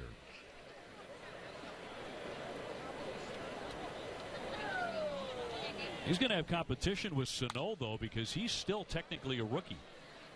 So they have a couple of Rookie of the Year candidates.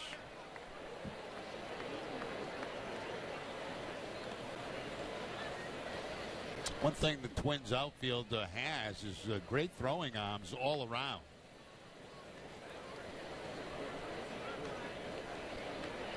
Make him tough to run on. 1 down, bases empty, and the 1-2 high and tight.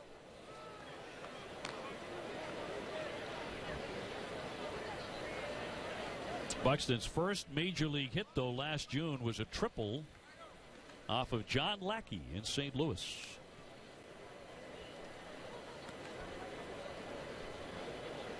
The 2-2. Got him. Strikeout #1 for Martin, and they're 2 down. He doubled up on the changeup. He threw him a change on the pitch previous to this one that was up and in, and he comes right back with the change to pick up the strikeout. And you can see that Buxton way out in front of that off-speed pitch by Martin. So 2 away. Here's Dozier for the 3rd time. The Red Sox haven't gotten him out yet. He is doubled and singled. The everyday second baseman is a real run producer. Last year with 28 homers, 77 runs batted in. Since the start of the 2014 season, only Mike Trout and Josh Donaldson have scored more runs than this guy. He's another Twin who really attacks it, but he'll strike out a lot. That's a strike. Yeah, you'd think, when you see his offensive numbers, he'd be a guy that would be somewhere down in the lineup, but they like him at the top of the lineup. He likes to hit leadoff, and he's got that very, very good power from the leadoff spot. Nobody on base, 2 down. Red Sox ahead 3-1 here in the 5th inning. The fastball is outside. Dozier makes his home in Hattiesburg, Mississippi, and he runs into a pretty famous athlete at the coffee shop about every couple of days by the name of Brett Favre, who lives there.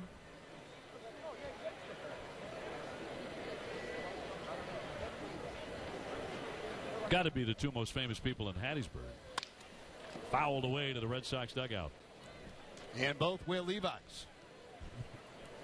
Seen those commercials? Yes, I have. They're tough to miss. Is there a product that Brett Favre is not currently selling?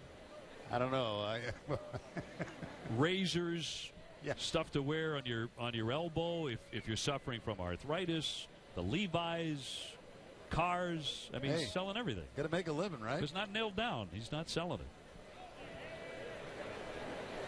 2-2, little dribbler foul off his foot. Yeah, good for Brett Favre. I mean, he paid the price for a lot of years in the NFL. A great quarterback.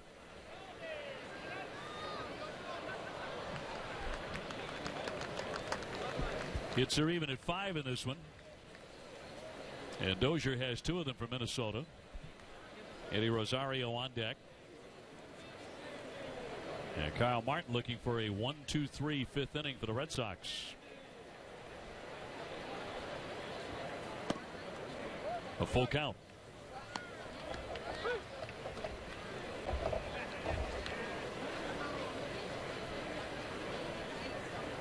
Minnesota struck first tonight. They got a run in the 2nd inning, but the Sox got 3 in the 4th inning. And started off by a double from Travis Shaw. Fly to right center. Lamar on his horse into the alley, and he's not going to get it. Out on the winning track against the fence. Dozier's had a quite good night at the plate, you'd have to say. 3 for 3, his 2nd double. Yeah, double, single, now a double again, and again showing you that power as he goes to the left of Lamar in center field.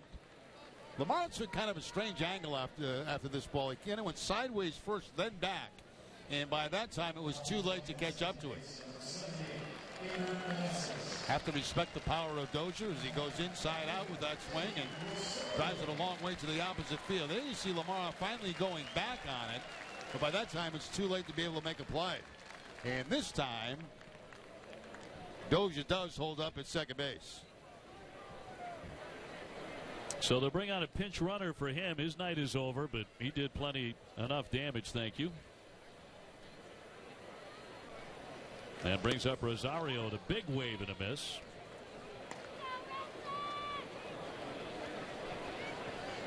There you see that jump in center field going sideways, and then that ball's hit harder than I thought it was and starts to go back.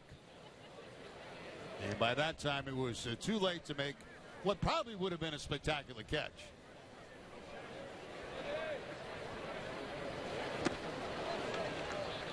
Nothing at 2 on Rosario. He's flied to center field twice.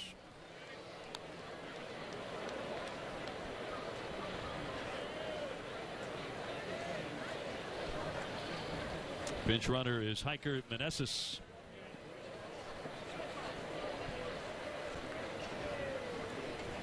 Got a high number, Jerry, 78. I just found him on my card here, and yes, he is way down the bottom. Down at the bottom. Their highest number is 85. 0-2 fouled away. Mike Narachi, our director, says he was a linebacker at Iowa.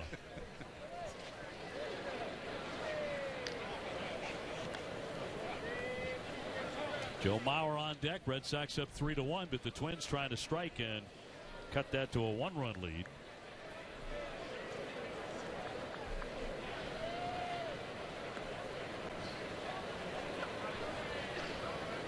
Rosario with some power in that bat, but he waves and misses and really got eaten up on that pitch to strike out on 3 pitches.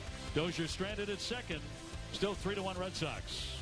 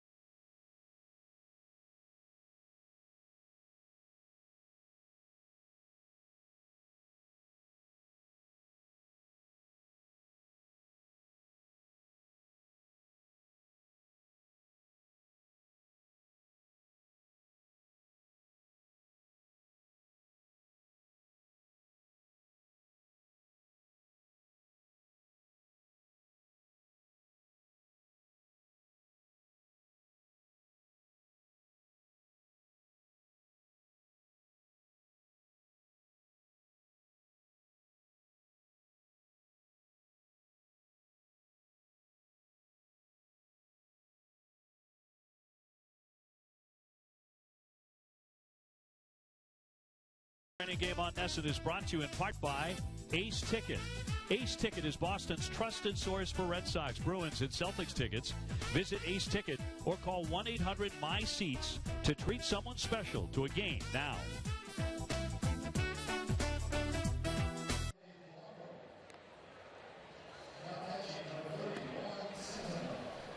Well, back here at Hammond Stadium, the Red Sox on top 3-1 as we prepare for the 6th inning. And a bevy of changes for Paul Molitor. In fact, he's made switches at every single position. And he's also made a switch on the pitcher's mound. Casey Fiend, the veteran right-hander, will make an appearance here tonight. 3-5-0 for the Red Sox. 1 run on 6 hits and no errors for Minnesota. So a new Twin everywhere you look. Starting with Fiend on the hill. And he's about to take on Shaw, Brents, and Bosch if they all hit for John Farrell, part of the traveling squad. Very light travel tonight. It took 10 minutes for the Red Sox to come over from JetBlue. They actually took batting practice at the home facility. Yeah, it was very lonely here this afternoon without the Red Sox. We were over here early this afternoon, and they were taking batting practice over at JetBlue Park.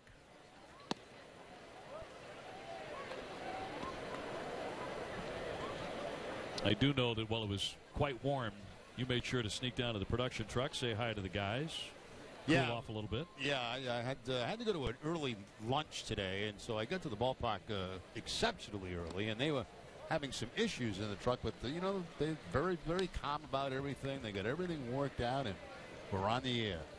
Pros. I know you helped out wherever you could. Yeah. The best help I gave him was when I left the truck. Travis Shaw 2 for 2 with a single and double. And he scored one of the 3 Red Sox runs. In fact, the first of the 3 in the 4th inning.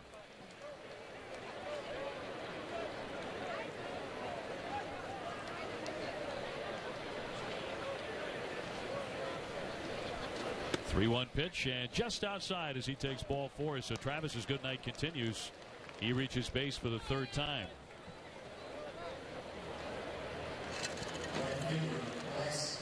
One of the changes for Minnesota is in left field. Ryan Sweeney, who was with the Red Sox for a while. That's a surprise there. We haven't seen him around for quite some time. And there he is backing up in a spring training game early for the Minnesota Twins, whose outfield is just about set. Is Brents, who has struck out. He's also walked and scored and thrown a runner out at third base tonight. And Marco Hernandez has just come on to run for Travis Shaw at first base. So the changes have begun, Jerry. Yes, they have. Runner goes and pop foul back out of play, so the Red Sox had a play on. It's what I like to call the fog of spring training. Players coming in, leaving. At times we have no idea who might be in the game and who might not be. Right. Some of them who appeared earlier in the game may be on 75 South as we speak.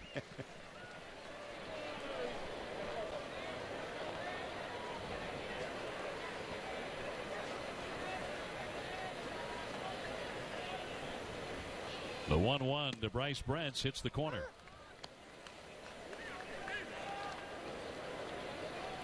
Casey Fiend is the 6th pitcher to toe the slab tonight for Paul Molitor's team.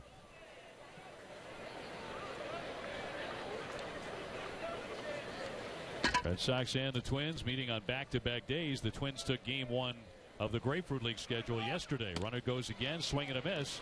Throw down to second, bobbled there.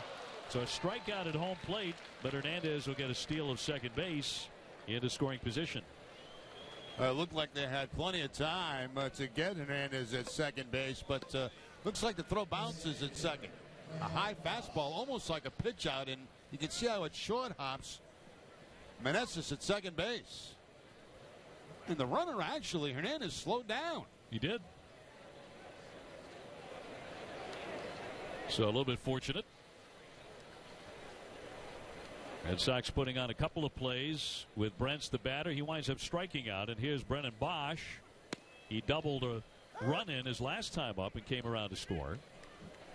Bosch coming out of the University of California at Berkeley, where he was teammates with Brandon Morrow and Daniel Schlereth, who would both play in the majors. Pretty good baseball team.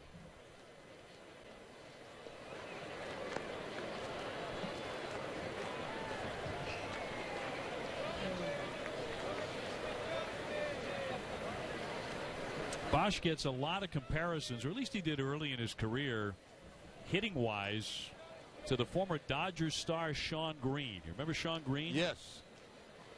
I think they're pretty accurate comparisons. That's in for a strike. Yeah, very similar swing. Yeah, that's a very good point. The story I remember about Shawn Green was he was about 14 years old or something. He was at the Kirk Gibson home run game in the World Series. He was way up in the stands and left the game with his brother. And he was one of those people, you know, you remember the famous shot of the parking lot and the lights, people in their cars, the moment that Gibson hit that legendary home run? Yep. He was one of those people. And he had left the ballpark and he missed the moment. And it was only until he admitted it like 10 years into his major league career, very sheepishly admitted that, yeah, I actually left the park. My brother had a date or something like that, you know, had to get out of there. But he left that game, and he never saw that moment in person, even though he has a ticket to that game somewhere.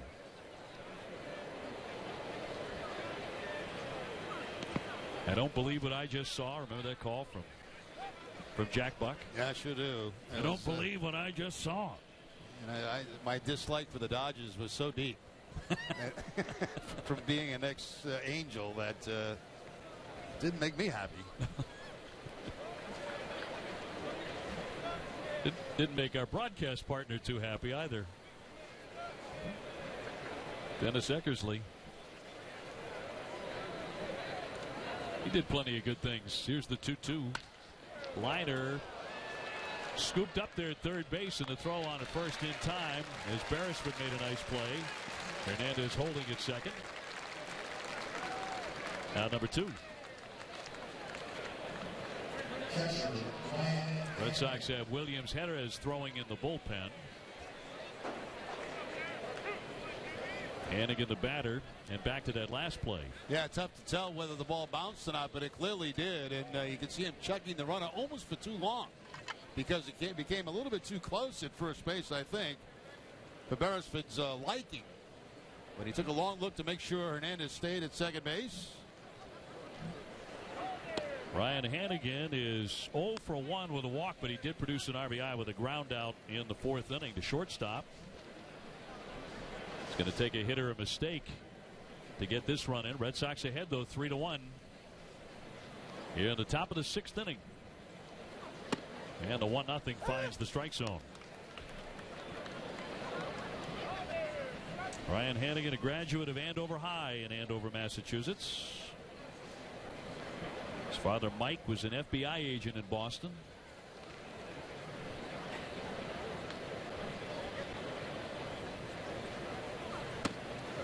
Right through it, 1-2 the count.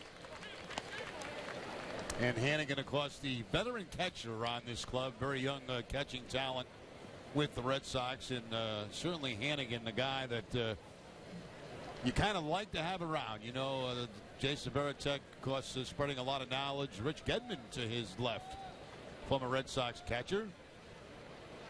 And Hannigan, the veteran on this particular team. It's a real luxury to have catching depth, as the Red Sox do. And you need it because you just never know when you're going to get a foul tip off the finger, and all of a sudden you're out in the lineup for 6 weeks. Christian Vasquez coming back from Tommy John, of course. That's been a slow road back for the talented young catcher. He looks great. He's in tremendous shape. He lost some weight. He did. He really did. He really chiseled down at his outside for a ball. Let's go to Garrett Austin.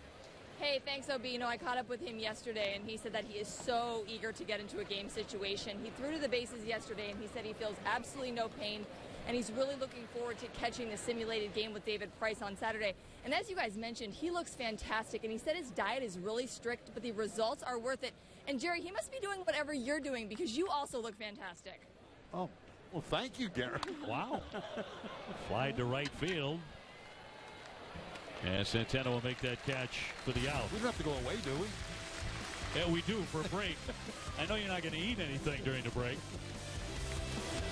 3-1, Red Sox on top.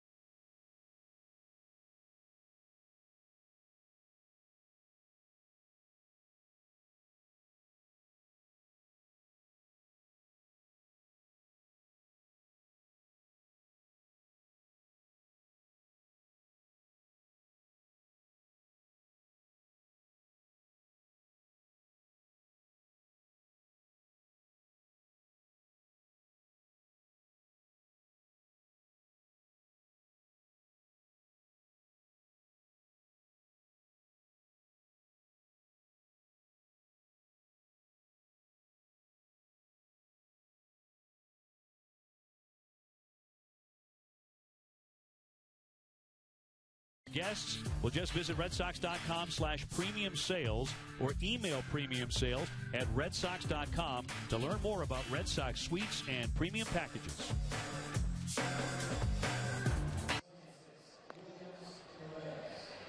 Last of the sixth inning coming up here from Hammond Stadium. Red Sox leading the Minnesota Twins 3-1. Minnesota with 6 hits. Sox have 5.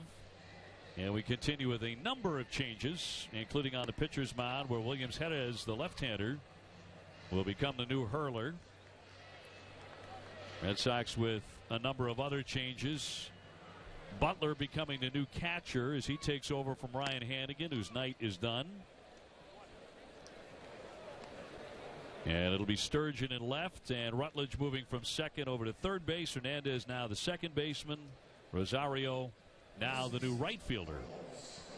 And Carlos Quentin, who came up as a would-be star with the Chicago White Sox several years ago, will lead off the inning for Minnesota. And Santana on deck. Red Sox got 3 runs in the 4th inning to grab the lead here against the Minnesota Twins. Red Sox hoping they're shaking hands at the end of the night for the first time here in spring training. Just the second Grapefruit League game. Red Sox did begin the exhibition schedule with victories over Boston College and Northeastern, which was a great thrill for those kids. We saw a lot of really good players, too. Yeah, they did. Yeah, we did. And they both look like they're going to have very, very good seasons. Boston College and Northeastern. Northeastern with very good pitching. Boston College off to a great start. Now they got out of the gate 7-0 on their schedule. The 2-0 in for a strike.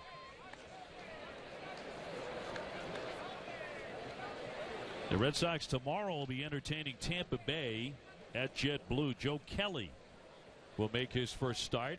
Joe's a new dad. Yeah, a little bit late getting to camp because of that. Check swing. Did he offer the appeal? He did not, says first base umpire Kellogg. No swing.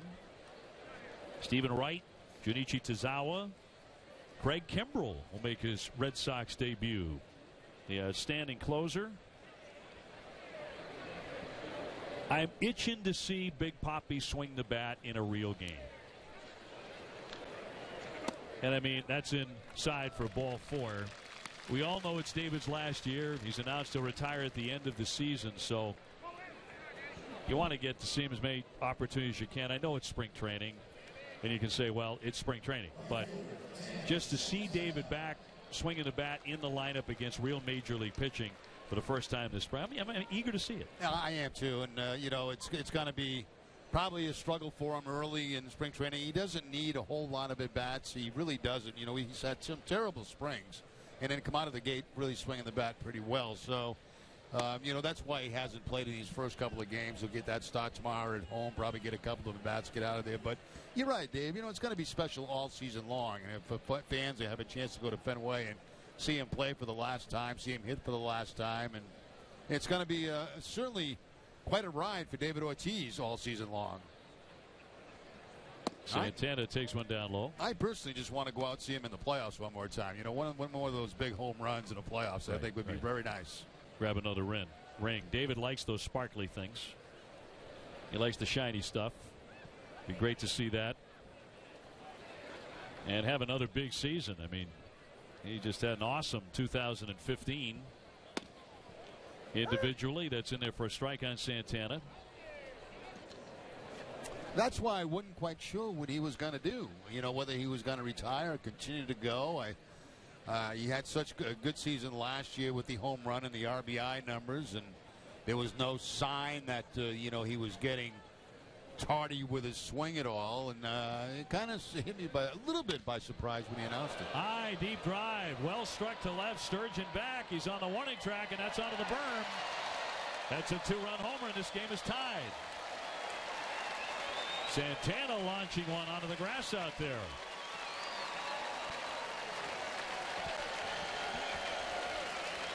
Now that was like a 5-iron shot right there. That was golfed out of the ballpark. A pitch that was actually down in the zone. And Santana with an uppercut swing to lift it out. See the location of that pitch. It's down about knee high, but it's middle in. And Santana, no doubt about that one. So we are now dead even at 3 apiece here. First home run of the ball game for either side. Here's Beresford. His first trip to the plate tonight. Nobody out as Jerez is touched up. 6'4" left-hander, just 23 years old, from the Dominican Republic, in his first spring camp with the Red Sox. He's actually the Red Sox 2015 minor league pitcher of the year at Greenville, Salem, and Portland. Low for a ball to make it 1-1. So a new ball game here for John Farrell and company.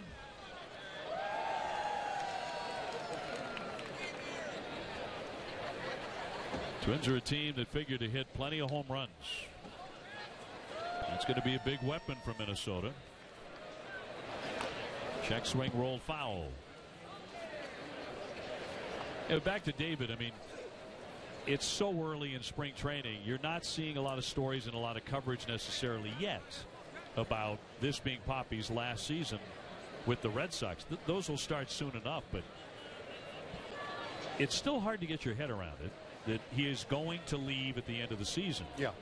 That regardless of what happens, a World Series or anything, he's going to step aside and call it a career. And just the thought of a Red Sox lineup in 2017 without David Ortiz in the middle of it is really hard to get your head around. Yeah, you're exactly right, Obi. And, you know, it reminds me very, very much of a player that I played with, who I grew up admiring and got a chance to play with, was Kyle Yastrzemski when he was with the Red Sox. And it's like he was never going to retire. You never felt like Yaz was going to go away. And then all of a sudden he decided that was going to be it. And you felt, almost had the feeling like, well, this organization is never going to be the same again. Right, know? Right. But of course it was, and it's actually been better. You know, the Red Sox have won championships. But the fact is, that's the kind of feeling I had when I played with Yaz, and I'm sure the guys that are playing with David Ortiz, you know, must feel the same way.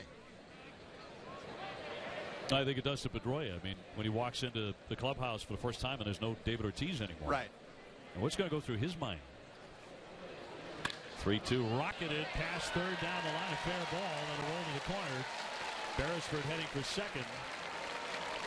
And he trots in with a stand-up double. So back-to-back shots off of the young lefty. I'd say more of the solid contact tonight has certainly come from the Minnesota Twins, and good opposite field hitting here by Beresford. He gets looks to be a fastball, lefty against lefty. He takes it nice to the opposite field as he was not bailing out. He stayed on it pretty good, kept that shoulder in, and able to drive it down the line for the 2-base hit. Butler out to chat with Jerez, who has allowed a walk, a 2-run homer, and now a double down the line. In front of a guy who is, I think it's a 50-50 chance he's going to swing at the first pitch. Bianco Park, because he's done it twice tonight. He has singled in a run and also grounded out to short. He had 53 home runs for his Korean team last year.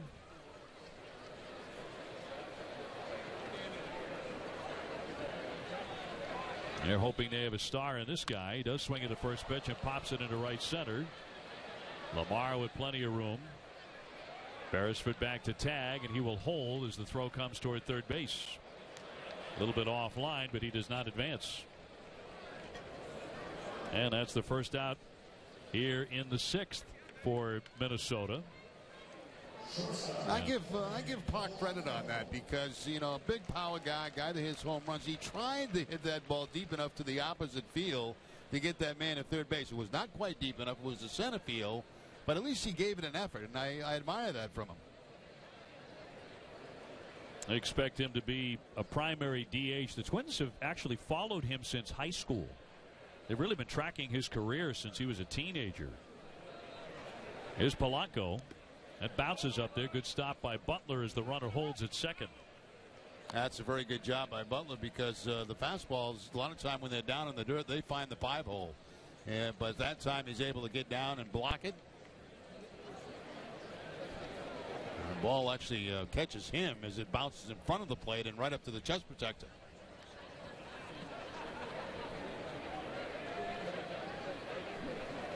Beresford at second base. We're tied 3-3 here in the last half of the 6th inning. And a strike. Centeno on deck.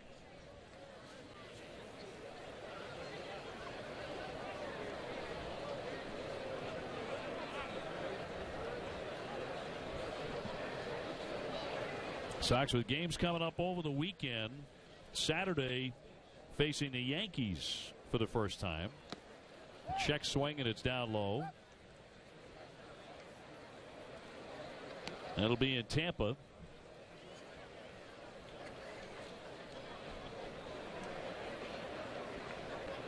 And as mentioned on Friday against Tampa Bay. Friday, David Ortiz expected to be in the lineup against the Rays for the first time this spring. Down and away. Do you think it's going to be one of those going away tours for Big Papi where, you know, he gets the rocking chair in Minnesota, somebody gives him a trip when he goes to Tampa, he goes to New York, he gets a big send? Do you think it's going to be like that? I don't. You know, I've thought about that a lot, and I really don't know. As you know, Dave, around the league, there's a lot of places where Big Papi is not that popular. 3-1 foul back. And you kind of wonder, you know, if there are just going to be certain cities that are going to do something, others don't bother. Right? I mean, it's hard to tell. You know, it was a little bit different with the guy like Jeter, who almost everybody around baseball liked. You know, I can't say the same for David because, you know, look, the guy's a home run hitter. He beats you a lot with home runs, and you know they respect it, I think. But there's a lot of places he was not that popular. I mean, he caused a lot of damage to a lot of teams. And they don't forget, 3-2. Slap to short. Barrero freezes the runner at second, gets the out at first base, and they're 2 down. But, you know, the Red Sox really did right by Derek Jeter, did right by Rivera, at least in terms of, you know, what he received and what he said later about that. And I think that the Yankees, even though he burned them so many times, are going to be compelled to have a big send-off for Dave. He's been such a long rival and a respected rival, but broke their hearts plenty of times. I totally agree. And, you know, the feelings, I think, between the Yankees and the Red Sox have somewhat simmered throughout the years. It's not quite the same as it was at one point. And I think they're, you know, since the Red Sox have been able to grab some championships, all of a sudden there's a mutual respect because there was no respect when the Red Sox had not won championships at all coming from New York. And I think there is now because of the success the Red Sox have had. So many things changed in 04 in that regard because the Red Sox went through Yankee Stadium to win that series. Tough play here for Hernandez, but he makes it and gets the out at first base. That retires the side, but Minnesota on the home run by Santana ties it 3-3.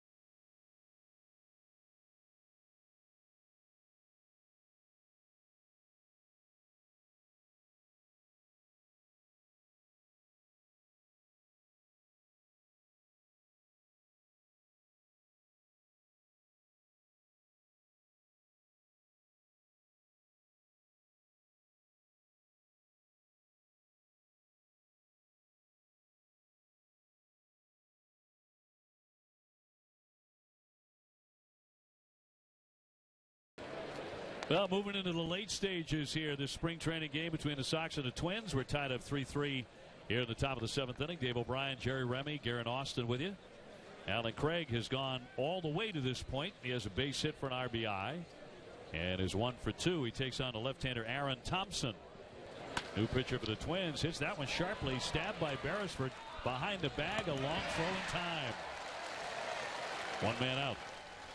Well, let's take a look at how we got to this point in the 3-3 ball game. Brennan Bosch with a ball that gets over the head of Sano, and Red Sox get a run in there. Hannigan with the spin on second and third, a ground ball which advances runners and also gets a runner home, and then Alan Craig with a base hit up the middle to drive in a run. And Santana for the Twins with a long home run and a fastball that was down and in. For a 2-run shot to tie the ball game at 3. Marrero bluffing a bunt, looking at a strike. He's 1 for 2 tonight with a single.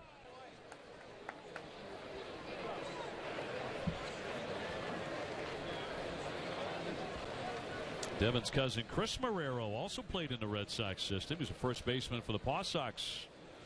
2015, that one down into the dirt. Very strong baseball family. You can tell being around Devin that he comes from a baseball family.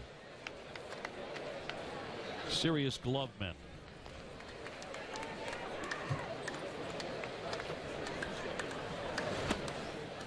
Strike. Lamar on deck. And then Josh Rutledge. Brock Holt stepped aside after a few at-bats tonight.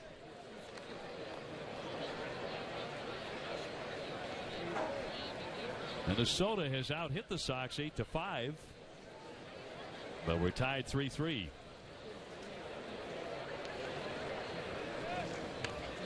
Got a piece and he flicked it foul. We kind of touched upon this the other day when we were doing the college doubleheader, but Devin Marrero, you know, you wonder as a player where you stand in the organization. You've got a very young shortstop playing ahead of you in Xander Bogaerts, and you know what is the next move for me? I mean, am I gonna stay in this organization? Am I gonna be moved to another ball club where I get a chance to play in the big leagues? 1-2 down into the dirt as he skips away from it. So what's your mindset when you're in that spot in spring training? You're trying to impress scouts from the other club, quite honestly. I mean, you're trying to do the best you can in the uniform you're in, but the handwriting's on the wall. I mean, you can see that, it's not like there's an older player there that's getting ready to go away, and you're going to step in another year or two. The guy in front of you at your preferred position is a Silver Slugger winner. Yes. And is about to go to many All-Star games. Talking about Xander. You've got Dustin Pedroia, Gold Glover at second base. Sandoval signed to a multi-year contract at third. You're right. I mean, even with all these scouts keeping an eye on you, you got to wonder. I mean, where am I going to go? Where am I going to play? If you don't want to be in the minors anymore, he pops that one to center.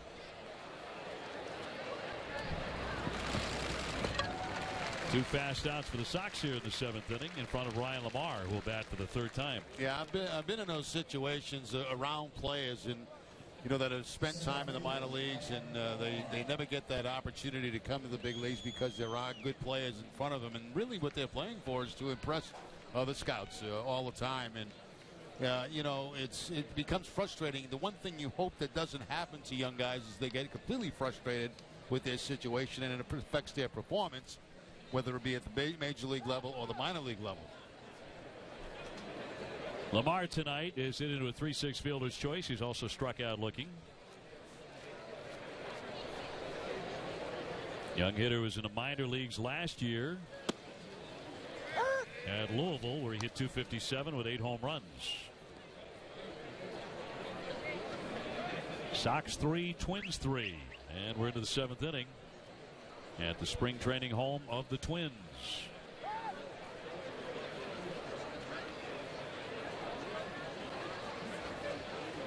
Just glimpsed your broadcast partner on Saturday. Yeah, TC will be flying back down tomorrow to as you go do basketball over the weekend.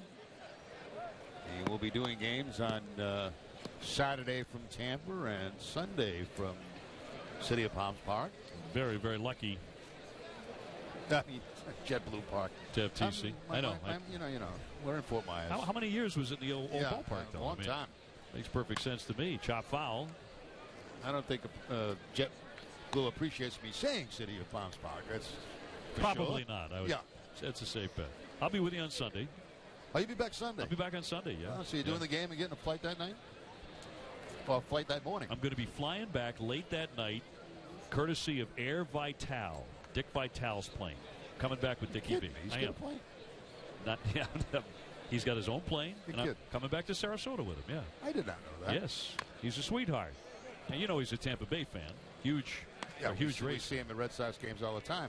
By the way, this is not the way I roll typically, okay? It's the first time in my life I'm ever going to be a private plane. Throwing out there that you're coming back on a private plane owned by Dick Vitale on Saturday night. Maybe a midnight glass of champagne, the back row. So I roll, Rem Dog. Where did Vitale get that kind of dough? Oh, he's big. Swung on and missed strike 3. That one buried him. And the Red Sox will go 1-2-3 here in the seventh inning. Seventh inning stretch time. We're tied 3-3. What is going on?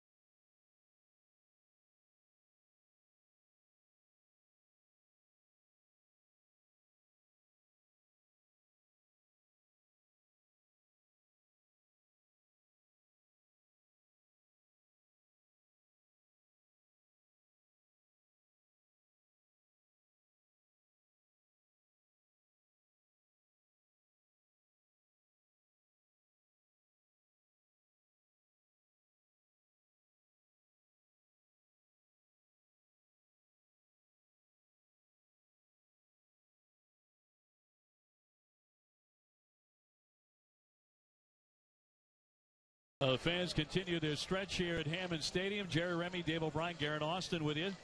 Red Sox 3, Minnesota 3 as we take you to the last half of the 7th inning, and a number of changes for the Red Sox. Pat Light is the new right-hander, 25-year-old who pitched for Portland and the Paw Sox last year in the bullpen.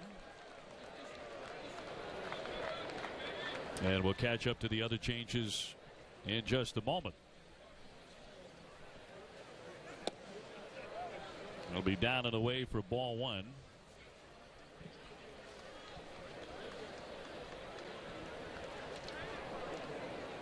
New batter is Joe Benson, hitting for the first time for the Twins. And he socks that one foul.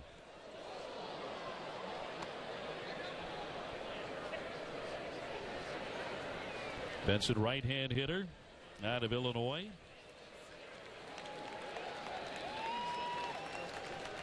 Signed a letter of intent to play baseball at Purdue University before signing with the Twins.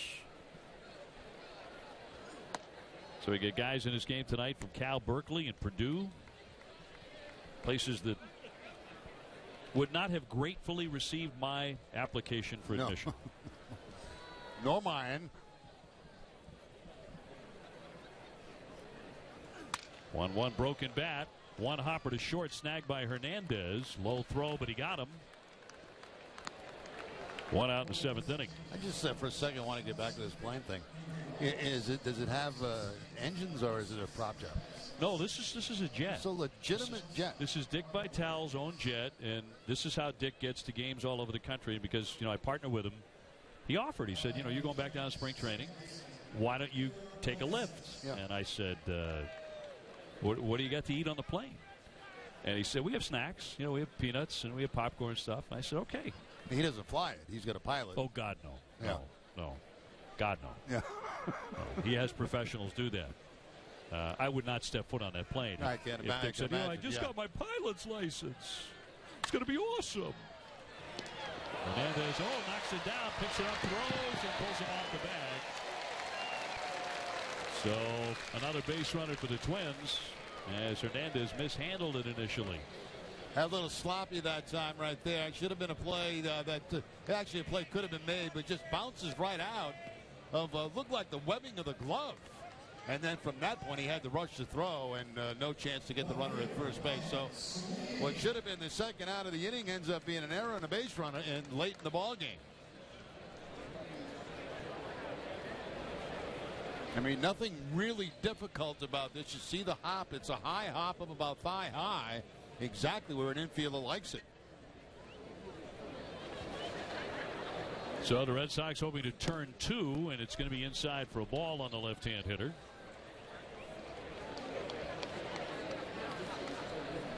So here's Sweeney hitting for the first time. Spent some time with the Red Sox a couple of years ago. Let's see if they get something going here with the man at first and one out.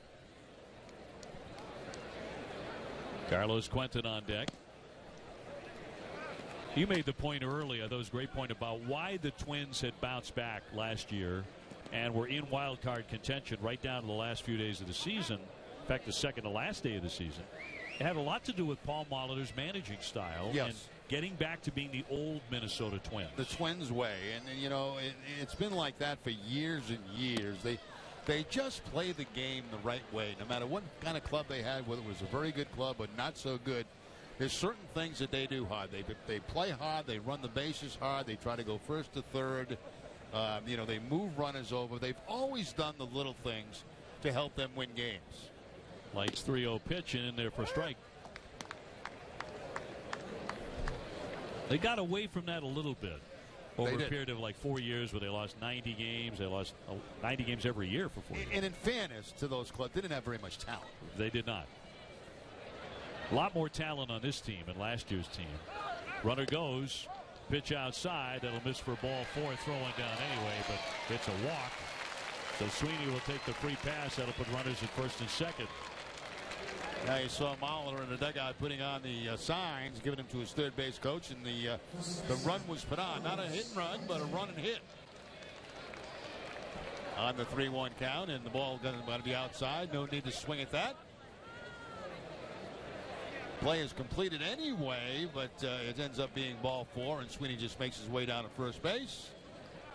So now the Twins in business with a couple of base runners and 1 out. And Carlos Quentin, who was on base taking ball 4 in the 6th inning when Santana launched a 2-run homer that tied the ball game. And there we sit, 3-3 in the bottom of the 7th. 2 men on as he waves and misses for strike 1. So the Red Sox have used Rick Porcello to start tonight. Rick's first start of spring training. He went 2 innings. Matt Barnes, Heath Hembree, Kyle Martin, Williams Jerez, and now Pat Light coming out of the bullpen, a right-hander.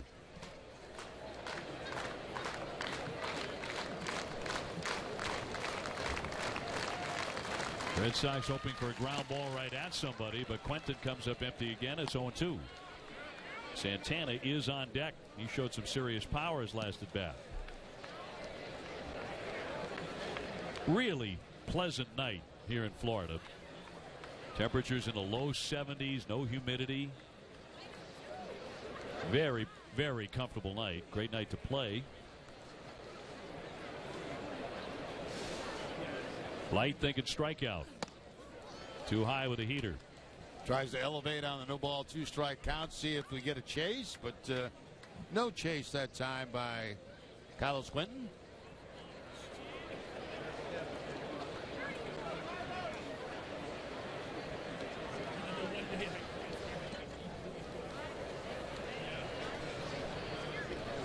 The 1-2 to the righty hitter. Lined into left field. That's going to drop down for a base hit. Sturgeon cuts it off in the corner, but a run will score. That's an RBI single. That unties the game to make it 4-3 Minnesota. Quentin with the RBI with 2 strikes. Well, you got to give credit to Quentin on that because, you know, he doesn't chase the high fastball that's up over his head. Then he gets a pitch that's back down in the zone. And he goes right down there with it. So they tried to change his eye level, but it didn't work that time. That's not a bad pitch. The pitch is down. It's almost out of the strike zone. That's just very good hitting by Quentin. So 1st and 3rd for the Twins, and now that man again, Santana, ripped the long home run in the 6th inning. And here he is again with a runner in scoring position. Twins on top 4-3. And just about all the starters have left the ball game here, as is typical in the Grapefruit League and in Arizona by this point. Launched into left center field toward the gap. Sturgeon there to make the catch. The runner will tag. Sweeney will come on in to score as the throw comes to second base. 5-3 Twins. Yeah, we were just talking about situational baseball. There's another great example of it there. All they needed was something deep enough to the outfield with the man at third base. Keep away from the ground ball. Keep away from the double play. Get the ball elevated. That's exactly what he does. And he gets a run home from third base. That was a tough pitch to elevate, too, because that ball again was down. But that's just very good hitting. So the little things add to runs. Santana didn't even come into the game until the 6th inning. He's driven in 3 runs. And that'll send up Beresford, who doubled his last trip. He's 1 for 1 tonight. Also entering at around the midway point. And he'll take high for ball 1. So the Red Sox are down 5-3 now here in the 7th. This is the 2nd spring training game of the Grapefruit League. Red Sox losing 7-4 yesterday at JetBlue to these Twins. 2 down, and it's down and away.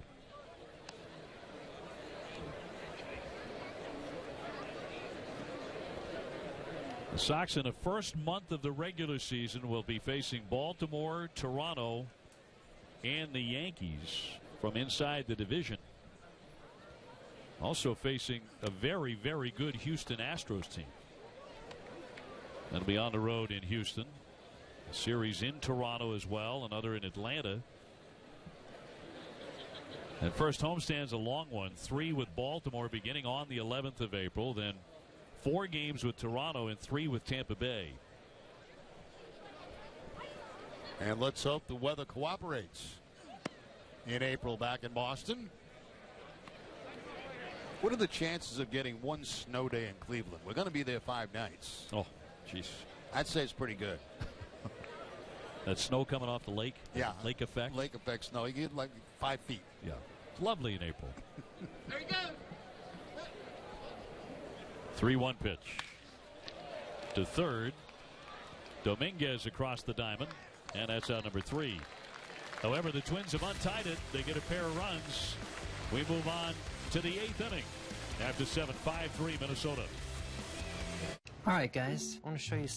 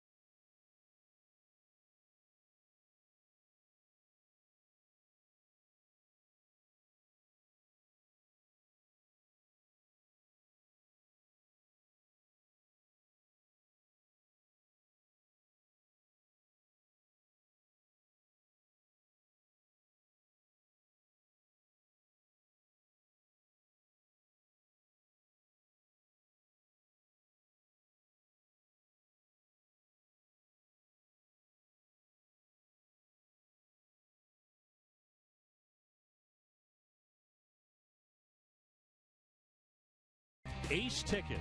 Visit Ace Ticket or call 1-800-MY-SEATS. And by Bob's Discount Furniture.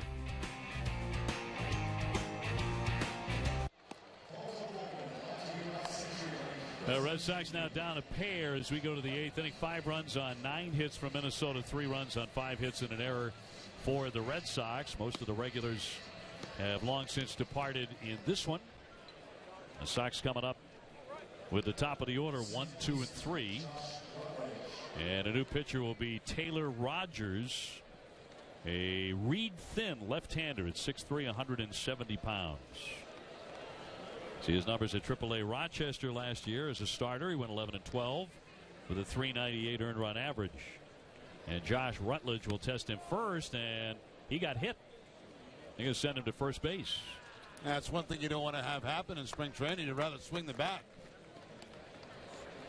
Plus, the Red Sox do need base runners. There's no question about that. But when you're trying to get your at-bats, you want to swing and not be hit in spring training.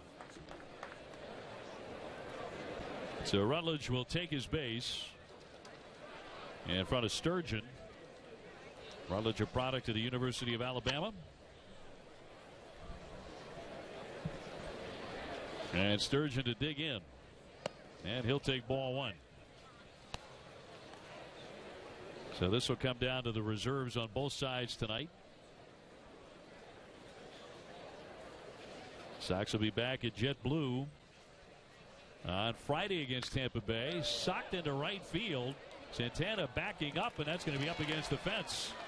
Rutledge heading hard into third base, and he'll apply the brakes right there.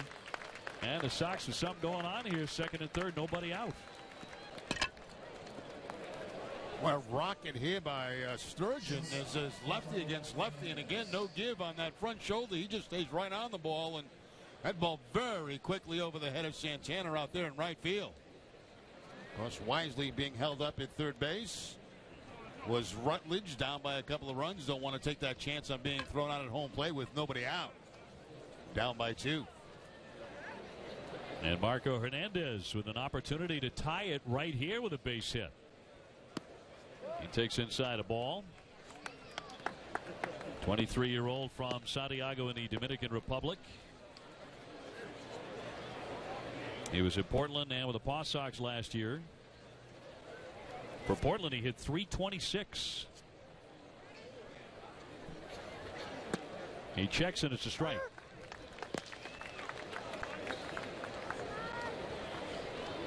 .23-year-old infielder. Red Sox got him from the Chicago Cubs in the Felix Doubront trade in 2014.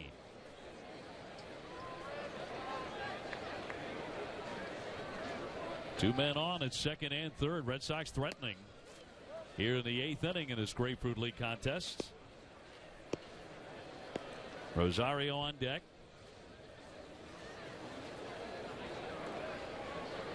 Travis Shaw had a real good night tonight. A single, a double, a run, and a walk.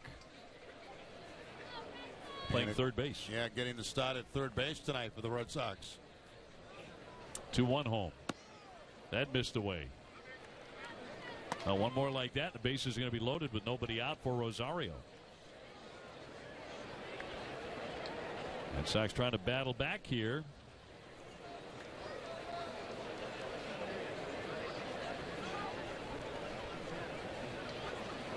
Rutledge and Sturgeon getting their leads, and the 3-1. Into the alley. On the run, Benson, and not going to get it. One run is in. Sturgeon coming around. They're going to try and score him. Here's the play at home plate. Not in time. Throw gets away. A play at third. There'll be no throw. And the Red Sox have tied it and have a runner at third base with nobody out. Hernandez jumped all over that 3-1 pitch. Yeah, he certainly did. And Red Sox hitting the ball very high the last two batters. And the difference in this play is going to be the relay man. You're going to see the ball come back into the relay man, and I think he's surprised that they send the runner. Watch how he reacts. He's not expecting the runner to go, and then by the time he makes the throw, it's too late to home plate. You can never do that as a relay man. You've always got to be anticipating the runner is going to score. So Meneses is at second base right now. You could, that's a mental mistake right there. You just don't take for granted they're not going to score the run because they're down by a couple. There he makes the catch, and then he's surprised. He's surprised they send him. And that's really the difference in the play at home plate. Certainly was. In for a call strike on Rosario. So now the Red Sox with an opportunity, given that mistake, to retake the lead by making it out. The infield in tight for the Twins. And that'll be a strike. Now, a lot of times with nobody out, they will not play contact. You see that play most of the time with one out in the inning, not with nobody out. Sean Coyle on deck for the Red Sox. Runner at third base, and that'll bounce up there. Tonight's attendance, 8,131. It's a real nice crowd here on a very comfortable night to take in the Sox and the Twins at Hammond Stadium. Again, nobody out. Punch to right for a base hit, and the Red Sox have the lead 6-5. Hernandez scores. 3 consecutive Boston hits here in the 8th inning. That didn't take very long at all. 4 hitters, and the Red Sox have the lead. It all started with Rutledge getting hit, and at the time we were saying, he probably didn't want to get hit because he wants to swing the bat, but the fact is it got things started for the Red Sox. Off the end of the bat, maybe a broken bat right there by Rosario, but certainly in a good spot. As the crossover and dive at first base by Quentin, he can't knock it down. Red Sox have the lead. And that'll send up Sean Coyle, getting his first at bat tonight. Coyle has some power now. He hit 16 home runs at Double-A Portland 2 years ago. See his numbers last year with the Paw Sox, but right-hand hitter can run a bit too. Kind of a blue-collar grinder type. He'll look at a pitch in the dirt.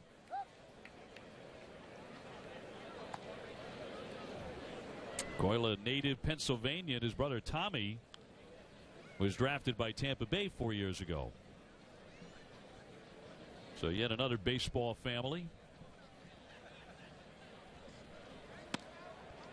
Ball in tight again. Red Sox have put 4 consecutive men on base here.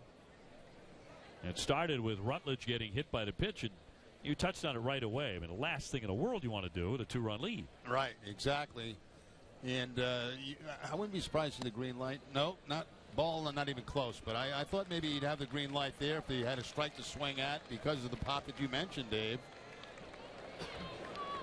So Neil Allen, the pitching coach, will head out to the mound here. That's the first 5 Red Sox reaching base to begin the 8th inning in a 6-5 Sox lead. And Dan Butler, who's taking over the catching duties tonight for Ryan Hannigan, about to step in. So the Red Sox have flipped this one. They came into this inning trailing 5-3 and now lead at 6-5. And did it very quickly. First 4 hitters of the inning for the Red Sox. So Rosario on at second base. Coyle, after the walk, is taking up first base. Still nobody out. And Butler trying to keep it going here. And Dan Butler will take a strike. He comes back to the Red Sox as a minor league free agent. Spent last year AAA Syracuse in the Washington system.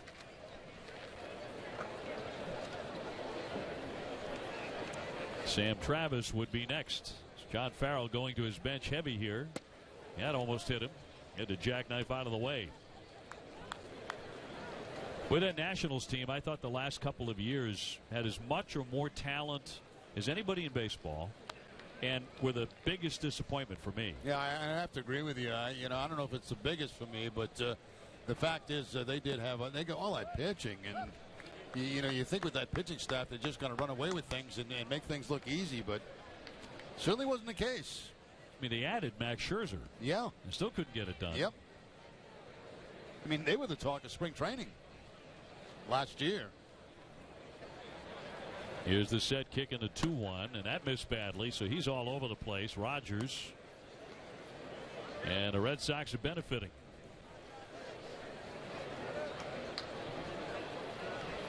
Cuevas throwing in the Red Sox pen. 2 on, nobody out. Hitters count here for Butler. And he popped it up. Sky high around second base. Infield fly rule in effect, and he makes the play. Meneses at second base. So that's out number 1. Infield fly. Runners at first and second, or the bases loaded.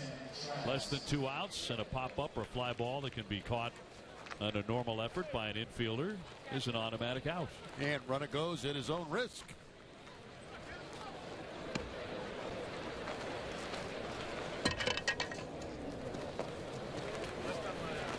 So 1 man away, and a left-hander trying to get out of this jam. And Travis takes a strike. 22-year-old out of Chicago who starred at Indiana University, former Big Ten Player of the Year. See his numbers at AA Portland last year. He also hit .313 at Salem before going to Portland, where he hit .300. So looks like he can swing the bat.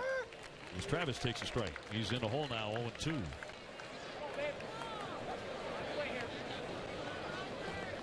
Chris Dominguez on deck. Just in case you're scoring at home. If you are, your scorecard's a mess. Look out. High and tight. Little message with that 0-2 pitch right there. Fastball up and in. That jerked the head back of Travis. Frustration for Rogers this inning. He's been all around the plate for the most part. When he's been in the plate, he's been hit. Nice play. The backhand stand by Polanco. The runners do get back. Although that was ripped by Travis, out number 2. Yeah, nice play by Polanco. The shortstop takes a base hit away. Looked like it might be another run for the Red Sox, but Polanco there with the backhanded play. And also good base running at second base, because it looked like, could have been a double play to maybe end the inning, but it's a very good base running to get back, and good all around. Good defense, good base running. Here's Chris Dominguez, 29-year-old Los Angeles native with 2 on and 2 out. He'll take a strike. Dominguez with some power. He's played in the major leagues. Just 22 games with the Giants and the Reds, but his first major league hit was a home run. And the left-hander's 0-1 pitch. Stopped by the catcher. Sox would love to add on to grab another run here to get some wiggle room in the 8th inning.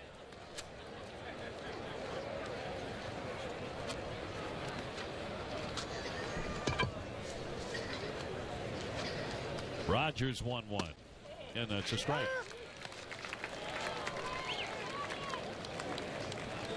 Ramos would be next.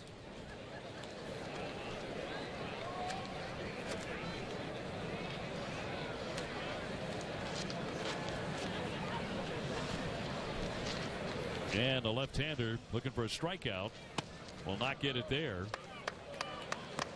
Dominguez, another one of the Red Sox who has a Cape Cod connection. Right-hand batter hit 10 home runs for Hyannis back in 2008.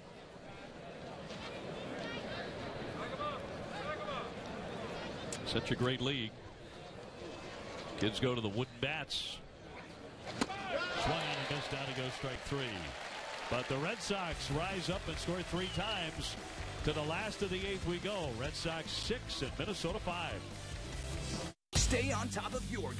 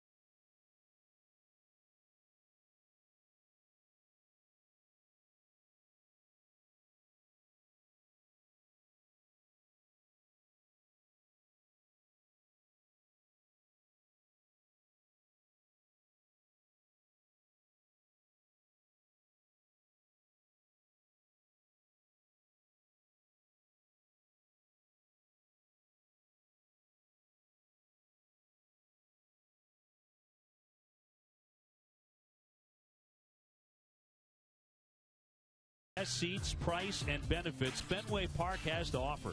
For information on becoming a season ticket holder, please visit redsox.com/season tickets or just call 877 Sox 9 today.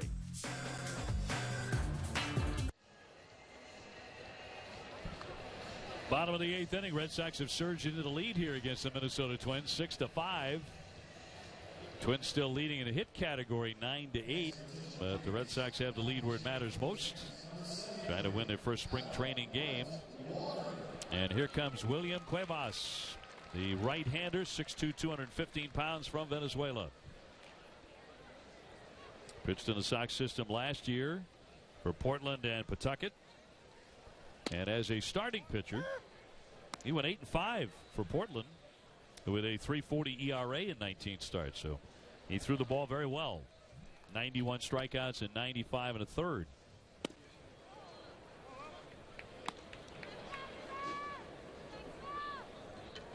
Adam Brett Walker, the second at home plate.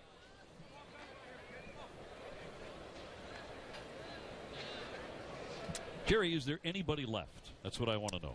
If there is, we'll be stunned. And you know what? I think there are some guys left that haven't played in this game. But don't say that. I believe there are, but I don't sense we're going to see any more guys tonight. I want everyone to get their chance, get their at-bats, get their innings in. But, I think 50's my limit. Swung on and missed, strike 3. So Walker retired to begin the last half of the 8th inning. Red Sox up by a run. And Polanco will be next. Well, that's the one thing every year this time of spring training. You get these early games and you get plenty of players. And, actually, times have changed so much in baseball that you get it throughout the whole spring. I mean, they constantly bring guys up from the minor leagues to go on take bus trips and a lot of the road games.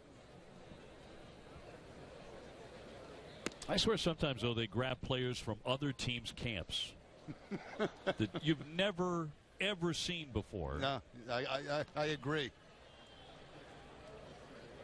And the higher the number, the more it's a giveaway. The 1-0. Big wave and a miss by Polanco. Now, how many times have we done a game where a number comes in with that's not recorded anywhere? It's not on any sheet. Have no idea who the guy is. The 1-1 pitch. A one-hopper to second base, snagged by Rutledge. And they're 2 down in the bottom of the 8th inning. Second time that Rutledge has been at second base tonight. He moved to third base and then back to second base for the second time. Makes a routine play out of that. Well, no play is routine. I don't like saying that, but made an easy play out of that ground ball.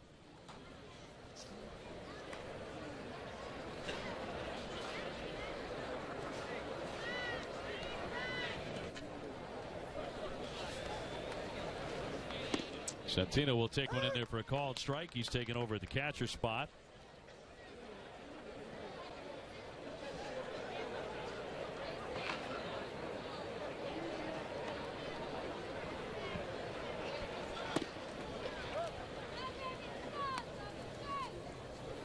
Red Sox hoping to make the very short bus ride back to JetBlue. A 10-minute drive with a victory here tonight. Punched hard but foul down the right field line.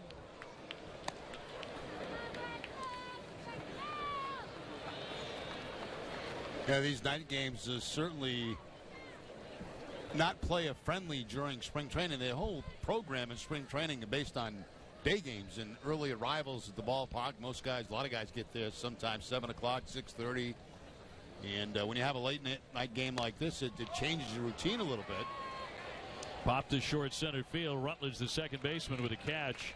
J.T. Chagua may be about to come into the game from Minnesota. This is worth hanging around for because they say he throws almost 100 miles an hour. Red Sox up by 1. What is going on? Today we're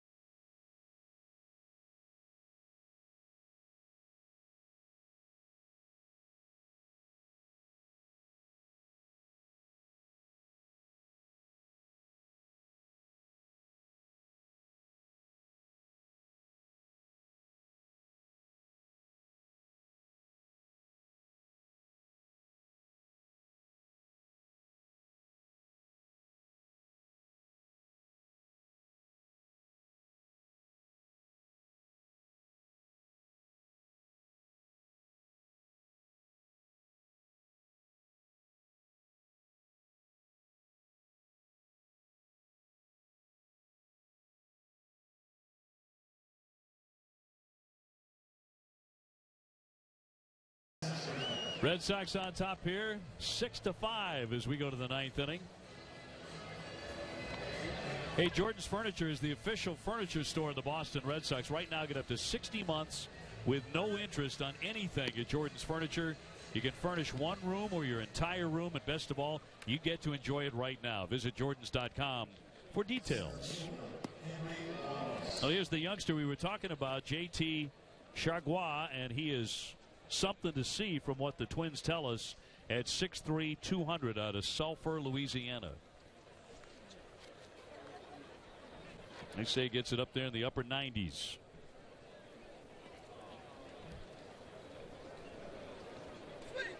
And Ramos will be the first man in to face him. Gets a piece and rolls it foul. Must have been a changeup because that was about 91. Just getting loose, Dave.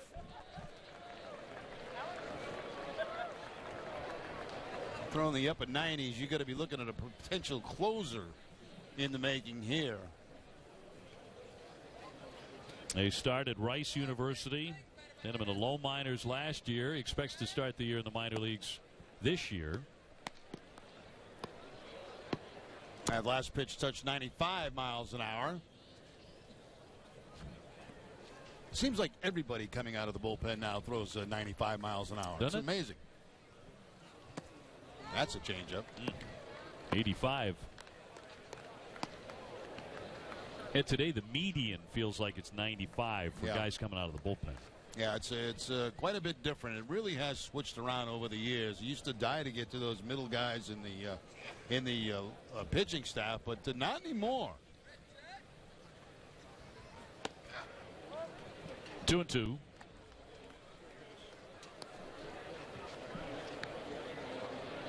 Red Sox have only had 2 innings they've scored in tonight, the 4th inning and the 8th inning, but each time getting 3 runs and lead it 6-5. And that'll be downstairs. Another rally last inning started with a hit batsman, Josh Rutledge, getting drilled. And the next 4 Red Sox in order would all get on base, and 3 of them would score. Rutledge waiting on deck. Chopped to second base. Meneses on target. So 1 down for the Red Sox here in the 9th.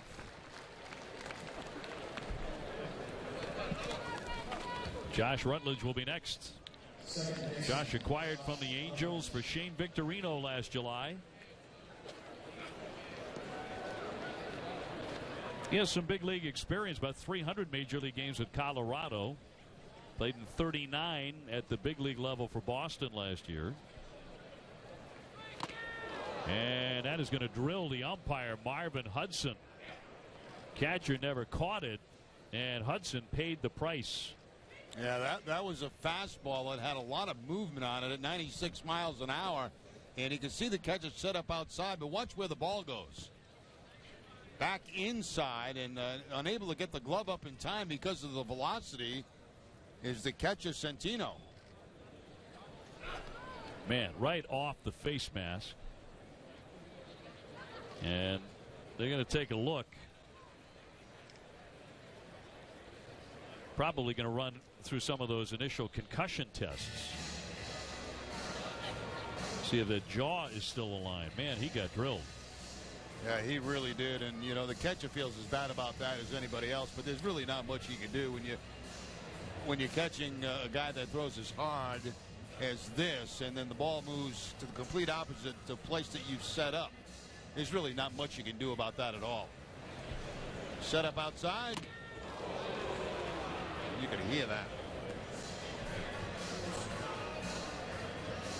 As we mentioned, this youngster can really bring it. Seems to be all right. Easy for me to say, but it's going to hang in there anyway. And the catcher first to have a conversation with the home plate umpire, Hudson. Marvin Hudson, very good major league umpire.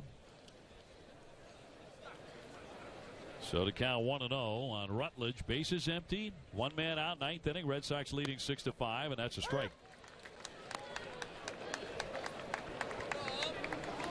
There's been a plethora of umpire neck and jaw and back injuries the last several years. That's a shattered bat. Stabbed by the second baseman. 2 up and 2 down.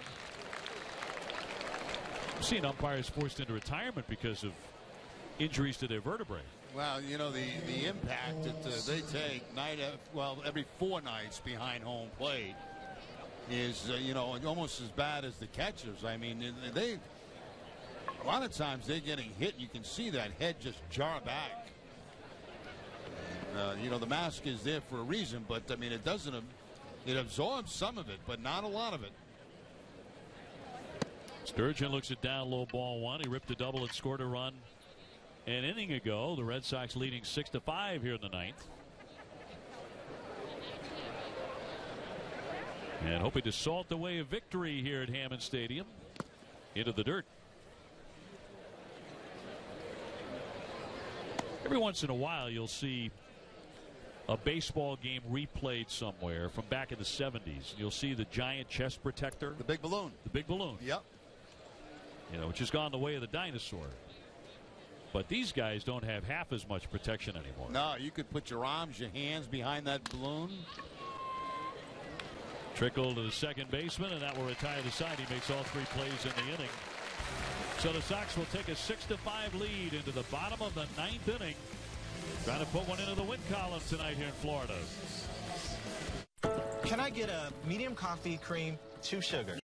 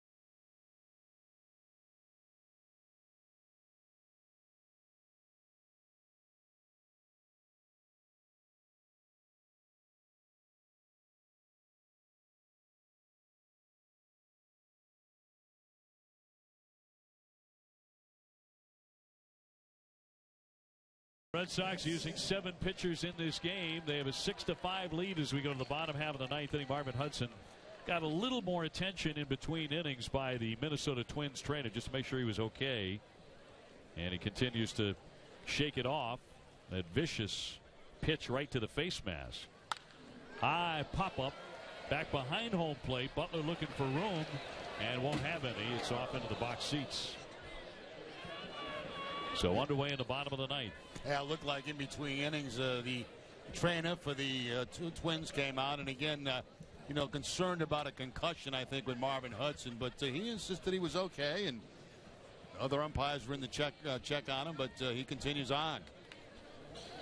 So Cuevas staying on to face Joe Benson here, and that'll be off the mid of Butler.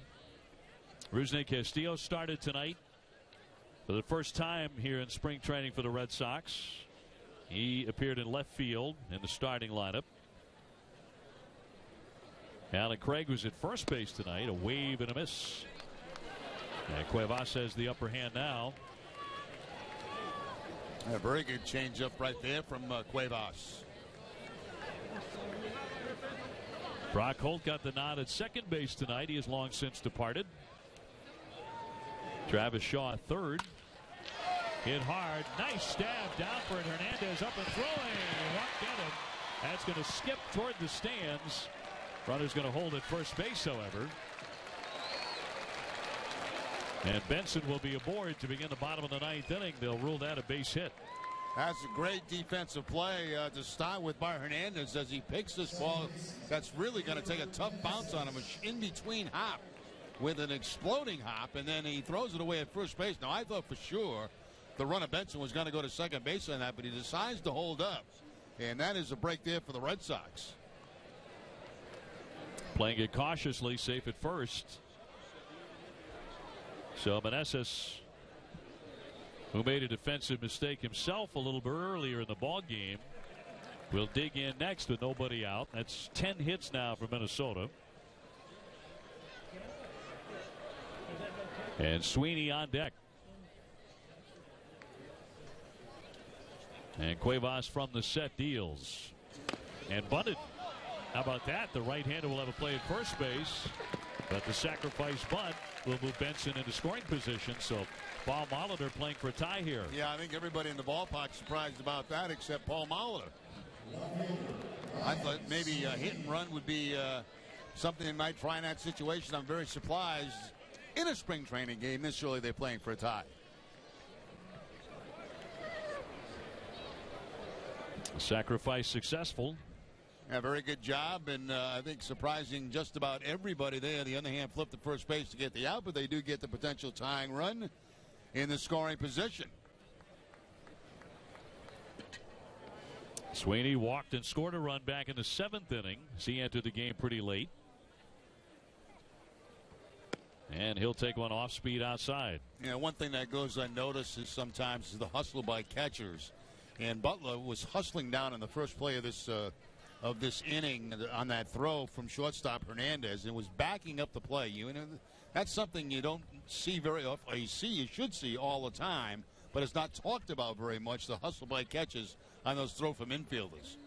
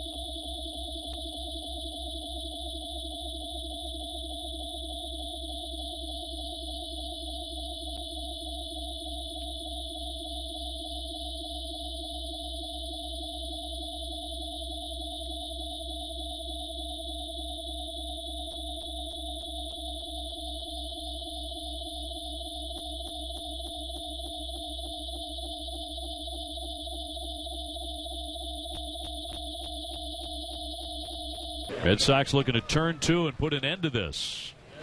And a nice save there by Butler on a pitch in the opposite side batter's box. Yeah, that's a very, very nice play. Now, the breaking ball is going to come back to him a little bit, as you can see. But the fact is, by making that play and making it clean, it leaves just a tying run at second base. If it gets by him or he boxes it around a little bit, the potential winning run gets to second base.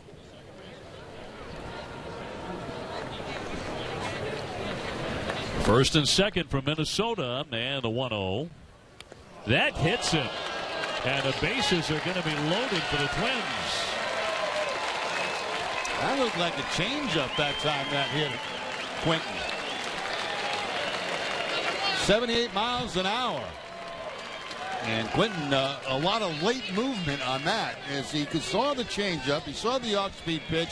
He's going to take it just about on purpose right there. There was really no attempt to get out of the way of that pitch. He made it look like an attempt after the pitch actually hit him. So Carl Willis out to see what's going on with Cuevas with a 1-run lead still, but he has allowed a base hit, a walk, and he's hit a batter in this inning. It was good to see him grin a little bit there when Carl walked away. Carl's got a great sense of humor. Well, you got to have in this situation, don't you, Dave? You better laugh a bit. Game on the line. Loosen him up a little bit. So a Twin at every base. And Santana who tied this game with a mammoth home run back in the 6th inning and then drove in another run in the 7th inning with a sacrifice, will step in next. And no place to put him. Red Sox suddenly clinging to a 1-run advantage. And he'll take a ball outside. Back to his home run in the 6th. Now Santana getting a pitch down and in right there and just really galloping the ball out of the ballpark for the home run. And you get a chance to be a real hero right now. And the righty's 1-0 pitch. Line foul back on a play. He takes some big swings. Seems like everybody with this Minnesota Twins team does. It gets contagious, doesn't it? When all of a sudden you've got a couple of guys on your club that can hit home runs, and it just seems to trickle down the order.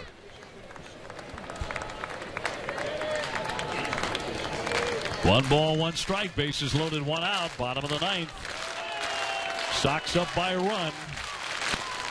Trickler on the infield. Rutledge firing home on the force and got him. Out at home. 2 down. Well, no hustle by Benson down at third base for one thing. Very heads-up play by Rutledge. The second thing, he had no other option. They were not going to get a double play. They were not going to get a double play on this, so he has to come home. No slide at home plate by Benson. Unbelievable. He's watching the play, and he gets thrown out. He's a tying run. Well, it's hard to figure. That's hard to figure. He's watching the play. He's going to be hustling down that line. A heads-up play by Rutledge. Oh, you run hard on the bases till they tell you to stop. And I'm sure he's going to hear about that in the dugout. Well, you know he'll hear from Paul Molitor. If not in the dugout, certainly after the game. Sure. So the Red Sox fortunate to be up 6-5 here. Beresford may be the last man to swing tonight. Vilma, the pinch runner, goes in at second base, and he would represent a potential winning run for the Twins. But they may be down to their last man here. 2 down. The base is reloaded for Minnesota. And that's right through there for strike 1.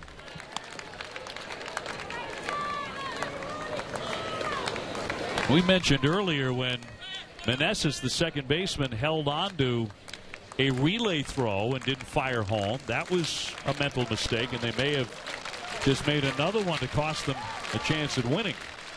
Exactly right, Dave. I mean, there's no excuse for that. It really isn't. I mean, you can't take for granted what a second baseman or an infield is going to do with the baseball. I mean, you're the tying run. You got to come in sliding. Now, why do you slow down? Yeah, you just slow down and look at the plate. 2 down and the 0-1 home. 1 ball and 1 strike on Beresford.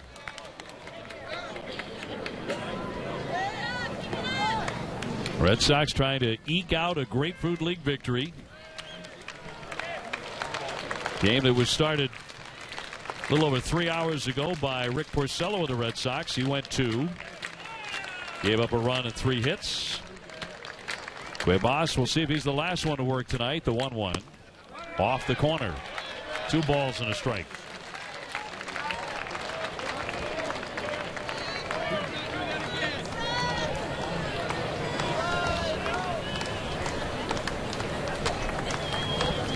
Quentin representing the tying run. He's at third base. But 2 down. And the righty's pitch. Off the edge again. Now it's 3-1. One more like that, and he'll walk in a run to tie the game. Yeah, and the hitter's also in a position right now where he can really narrow down his strike zone. A 3-1 situation. He can look for something middle in. If it's not there, just take it and run it to 3-2.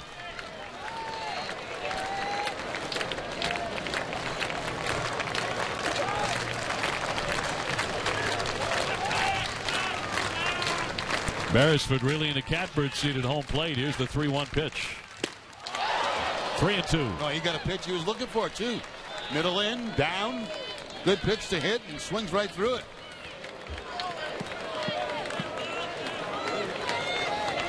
I mean, that's exactly where you want to be looking on that situation, 3-1. See if he goes there again. to try and end the ball game. Bases loaded for Minnesota. 2 down. 3-2 the count. And here it comes. Runners go. Ground ball is short. Hernandez gobbles that up, and that'll do it. The Red Sox win it by a final score of 6-5. Some drama, Remdog down the stretch, but the Red Sox hang on. Good for the kids, you know. I mean, a precious situation. They're in here late in the ball game, and they're able to survive and hold on. Take advantage of some mistakes made by the Minnesota Twins. 6 runs, 8 hits, an error for the Red Sox.